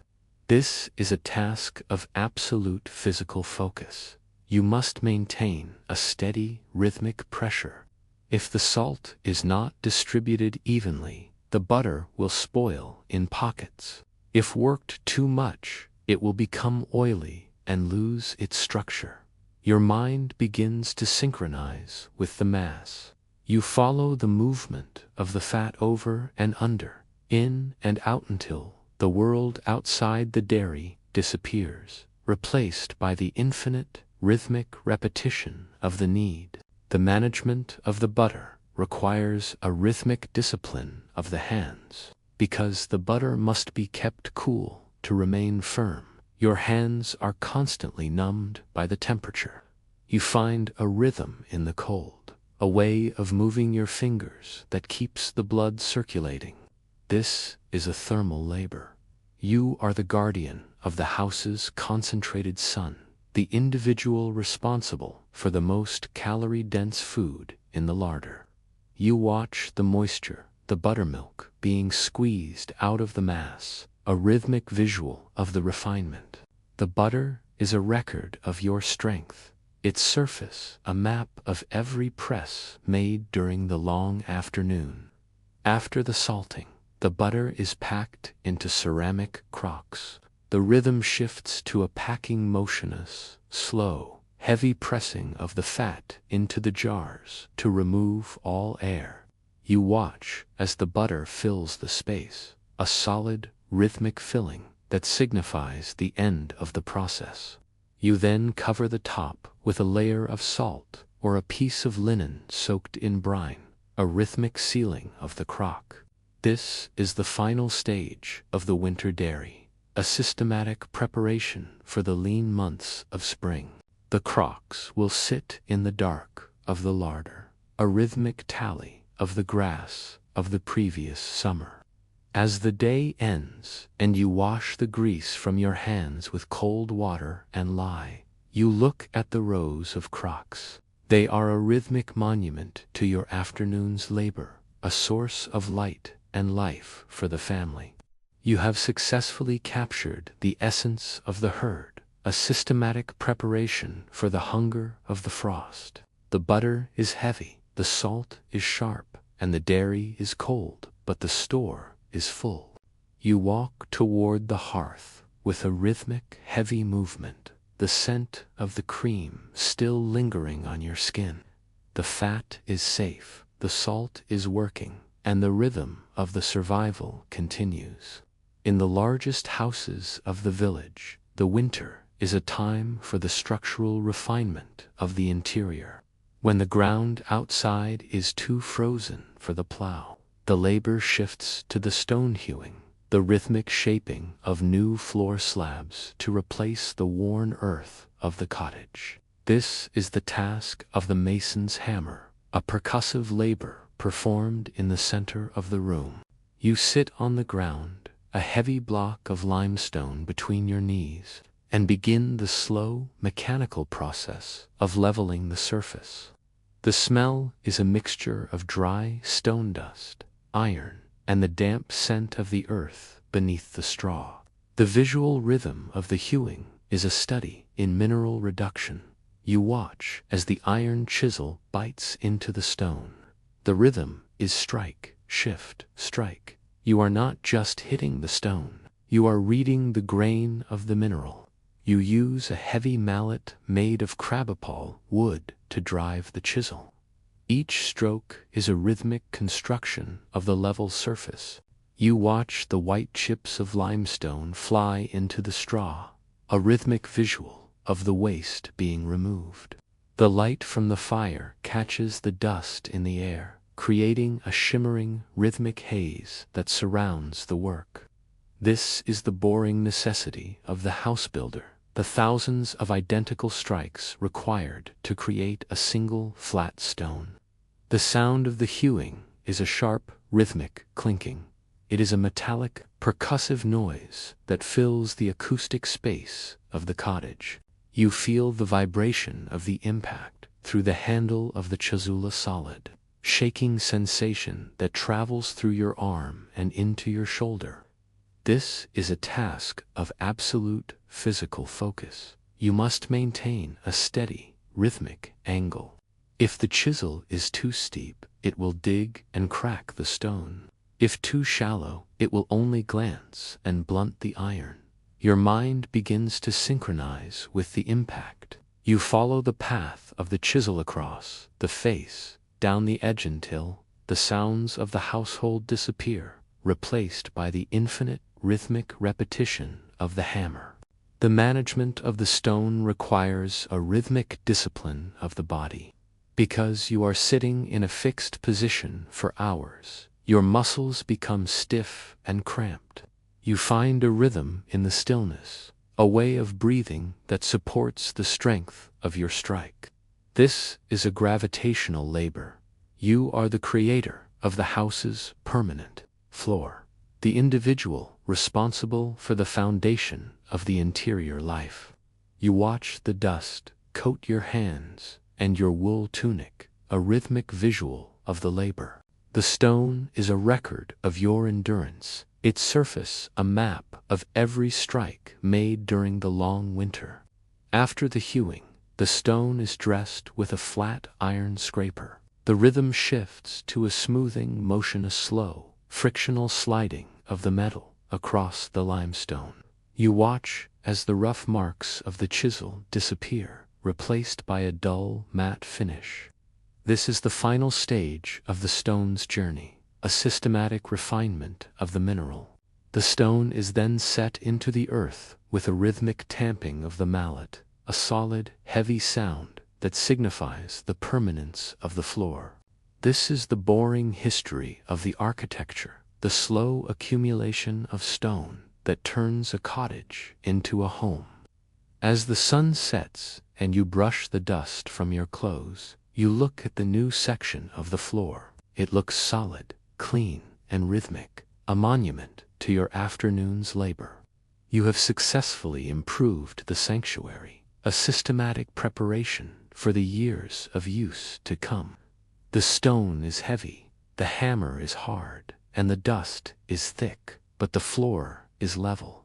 You carry the tools back to the chest with a rhythmic, heavy movement, stacking them where they will wait for the next block to be brought in.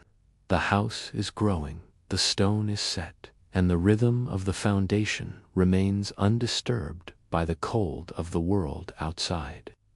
In the final, most grueling weeks of the long frost, the larder has been stripped of its softest luxuries. The grains that remain are the hardest, the most stubborn seeds that have survived the winter's depletion. To transform these into a form suitable for the pottage, the household relies on the rhythmic labor of the stone mortar and pestle. This is the task of the deep crush. You sit by the hearth, a heavy bowl of dark basalt between your knees, the stone cold and uncompromising. The smell is of dry, dusty hulls and the faint metallic scent of the stone itself. The visual rhythm of the pounding is a study in incremental shattering. You watch as the heavy stone pestle descends into the bowl. The rhythm is lift, strike, twist. You are not just hitting the grain, you are using the weight of the stone to grind the seeds against the abrasive interior of the mortar. Each stroke is a rhythmic construction of the meal. You watch the hard, black kernels of rye break apart, revealing the pale, starchy heart within. The light from the fire catches the dust as it rises from the bowl, creating a rhythmic, golden haze. This is the boring necessity of the late winter, the hours of physical force required to extract the final calories from the harvest. The sound of the mortar is a deep, rhythmic thudding. It is a solid, percussive noise that resonates through your bones and into the floorboards. You feel the vibration of the impact through the handle of the pestle, a heavy, jarring sensation that tests the strength of your wrists. This is a task of absolute physical focus. You must maintain a steady, rhythmic cadence. If the strike is too light, the grain remains whole. If too heavy, the stone itself can chip. Your mind begins to synchronize with the impact. You follow the movement of the stone down and around, up and through until the sounds of the wind outside the walls disappear, replaced by the infinite, rhythmic repetition of the crush. The management of the mortar requires a rhythmic discipline of the body. Because you are using your shoulders and back to drive the stone, your muscles become a rhythmic engine of production. You find a rhythm in the exertion, a way of breathing that supports the downward force. Inhale on the lift, exhale on the strike. This synchronization of the breath and the stone creates an internal heat that radiates through your chest. You are the processor of the final stores, the individual responsible for the survival of the family during the hunger moon. You watch the grain become finer with every minute, a rhythmic visual of the transformation. The mortar is a record of your persistence, its stone surface worn smooth by centuries of similar labor. After the pounding, the meal is sifted through a fine linen cloth. The rhythm shifts to a shaking motion of fast, lateral movement of the sieve that separates the flour from the bran. You watch as the white dust falls into the wooden bin, a rhythmic snowfall of nutrition. This is the final stage of the grain's journey, a systematic refinement of the seed. The bran is not wasted. It is a boring history of the animal feed, saved for the oxen who are also feeling the bite of the late winter. The rhythm of the sieve is the rhythm of strategic economy, ensuring that every microscopic particle of the harvest is put to use. As the sun sets and the fire burns low, you look at the small pile of fresh meal. It is a humble result for such heavy labor, but it is enough for the morning's bread. You have successfully navigated the hardness of the store, a systematic preparation for the final days of the frost. The stone is heavy, the pestle is hard, and the dust is thick, but the meal is ready. You carry the mortar back to its place by the wall with a rhythmic, heavy movement, stacking it where it will wait for the next handful of grain. The house is quiet, the store is low, but the rhythm of the crush remains, a silent, stony heartbeat of endurance. As the sun begins to regain a fraction of its power in the late afternoon, the architecture of the cottage undergoes a rhythmic transformation. The thick ice daggers, the massive icicles that have hung from the eaves since December begin to respond to the infinitesimal shift in temperature. This is the rhythm of the melt. It is not the end of winter, but a temporary, rhythmic softening of the world. You stand by the door, watching the light catch the translucent spears of ice. The smell is the cleanest scent in the world, the scent of ancient water, released from its frozen stasis. The visual rhythm of the melt is a study in liquid geometry. You watch as a single drop of water forms at the very tip of an icicle. It grows slowly, a perfect, crystalline sphere that captures the entire world in its curvature. The rhythm is form, hang, fall. The drop remains suspended for a heartbeat, a rhythmic hesitation before gravity claims it. It falls into the snowbank below, creating a tiny rhythmic crater in the white crust. You watch the next drop begin to form immediately, a visual record of the sun's work. This is the boring necessity of the transition, the millions of drops required to dismantle the ice armor of the house. The sound of the melting ice is a soft, rhythmic dripping. It is a clear, metallic noise that cuts through the muffled silence of the snow-covered village. You feel the rhythm of the water in your own pulse, a steady, metronomic cadence that signifies the return of movement to the landscape. This is a task of absolute sensory focus. You find yourself counting the drips, a rhythmic exercise that marks the passage of the afternoon. The sound is not random. It follows the intensity of the light. When a cloud passes, the rhythm slows. When the sun emerges, the rhythm quickens. You are the observer of a solar clock, a rhythmic tally of the heat's return. The management of the meltwater requires a rhythmic discipline of the householder. You must ensure that the water does not pool against the foundation, where it would freeze again at night and cause a frost heave. You use a wooden spade to clear rhythmic channels in the snow, directing the water away from the walls. This is a labor of hydraulic direction. You move with a slow, mechanical cadence, the spade cutting through the slush with a heavy, rhythmic sound. You are the shepherd of the water, ensuring that its return to liquid form does not damage the sanctuary. The channels are a record of your vigilance, their wet, dark paths, a map of the day's warmth. Within the icicles themselves, you can see the rhythmic layers of the winter. Each ring of ice represents a different storm, a different freeze, a different night of the long frost. They are the tally sticks of the cold. As they melt, you are witnessing the unmaking of the season. This is a profound, rhythmic release. You feel the weight of the winter lifting from the roof, a structural relief that mirrors your own internal hope. The ice is not just water. It is a burden that the house has carried for months. Its rhythmic dissolution is the first sign that the cycle of the frost is not infinite.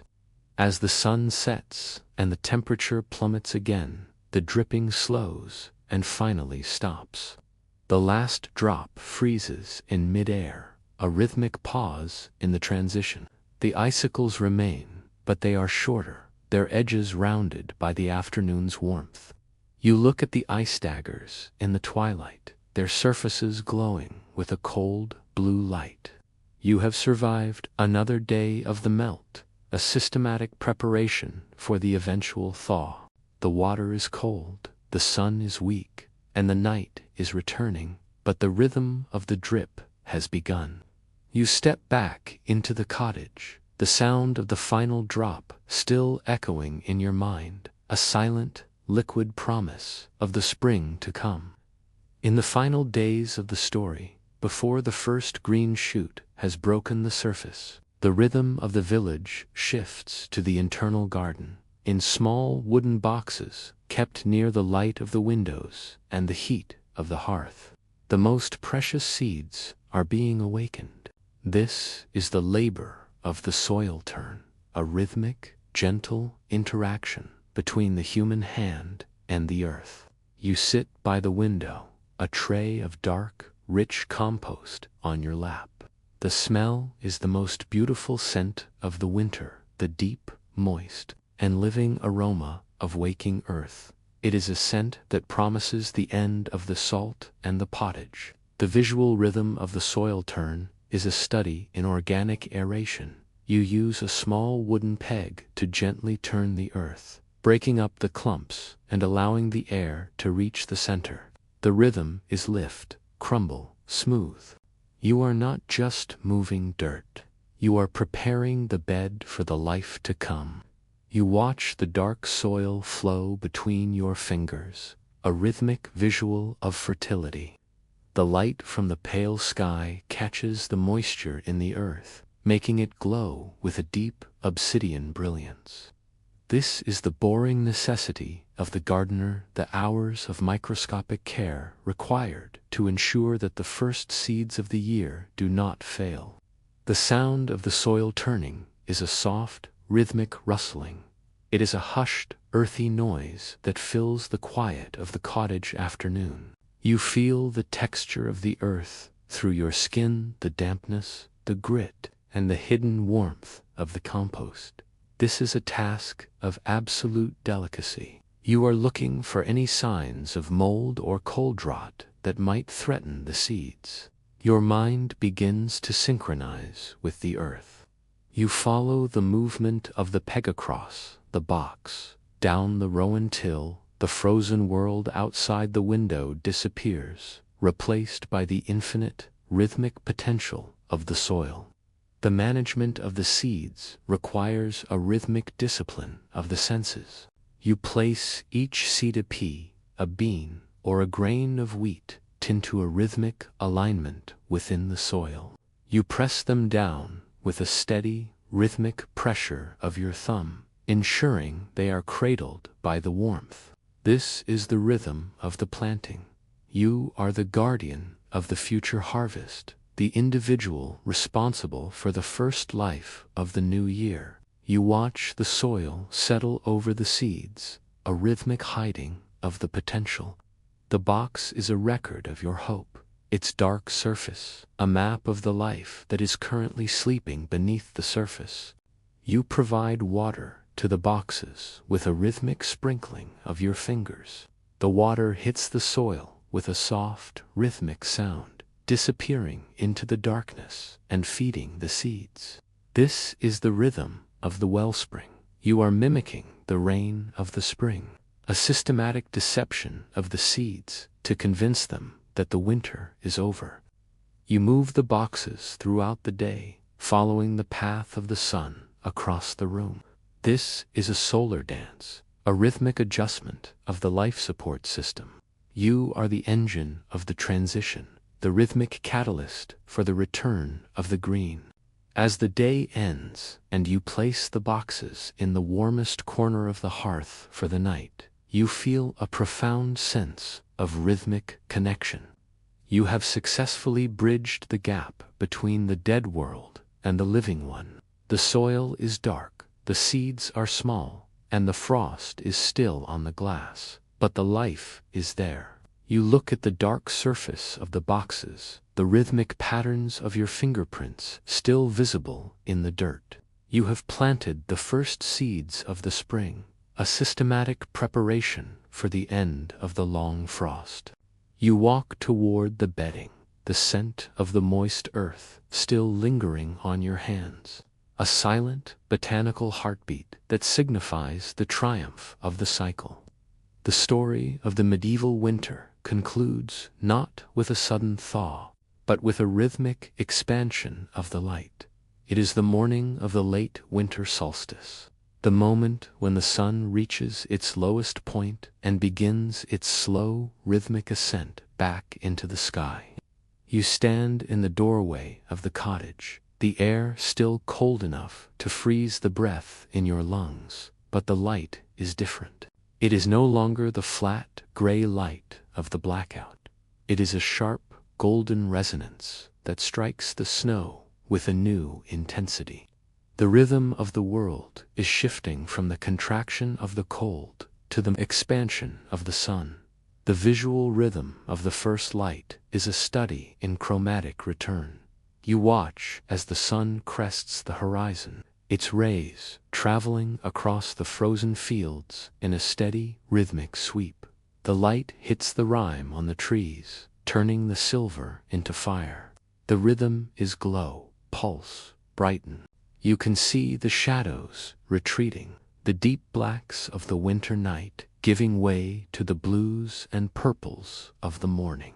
The light catches the steam rising from the village chimneys, creating a rhythmic series of pillars of heat that mark the awakening of the community. This is the boring history of the planet, the celestial mechanics that guarantee the return of the heat. The sound of the return is the sound of awakening.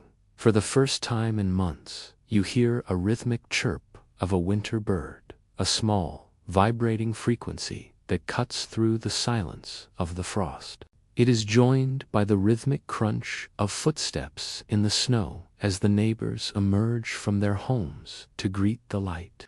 There is no shouting, only a collective, rhythmic murmur of recognition.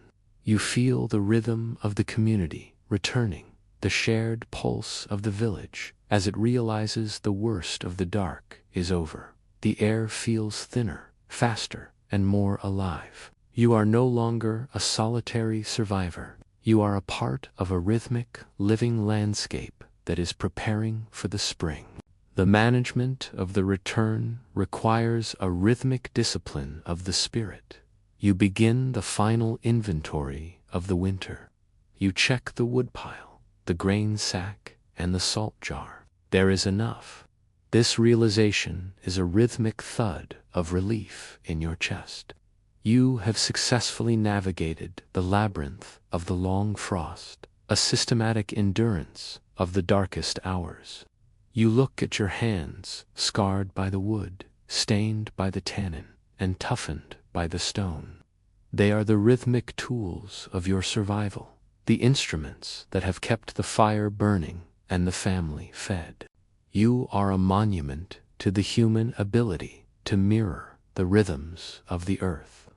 Within the cottage, the rhythm of the day changes. You open the shutters for the first time in weeks, allowing the rhythmic flood of the sun to fill the room. The smoke from the hearth looks different in the direct light. It is a swirling, rhythmic dance of blue and gold. You watch the dust motes dancing in the beams, a microscopic, rhythmic celebration of the light. The boring necessity of the winter, the constant banking of the fire, and the huddling in the dark is giving way to the rhythmic expansion of the spring labor.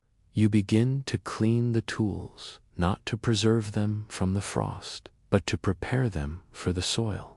As the sun reaches its highest point in the pale blue sky, you stand in the center of the village square.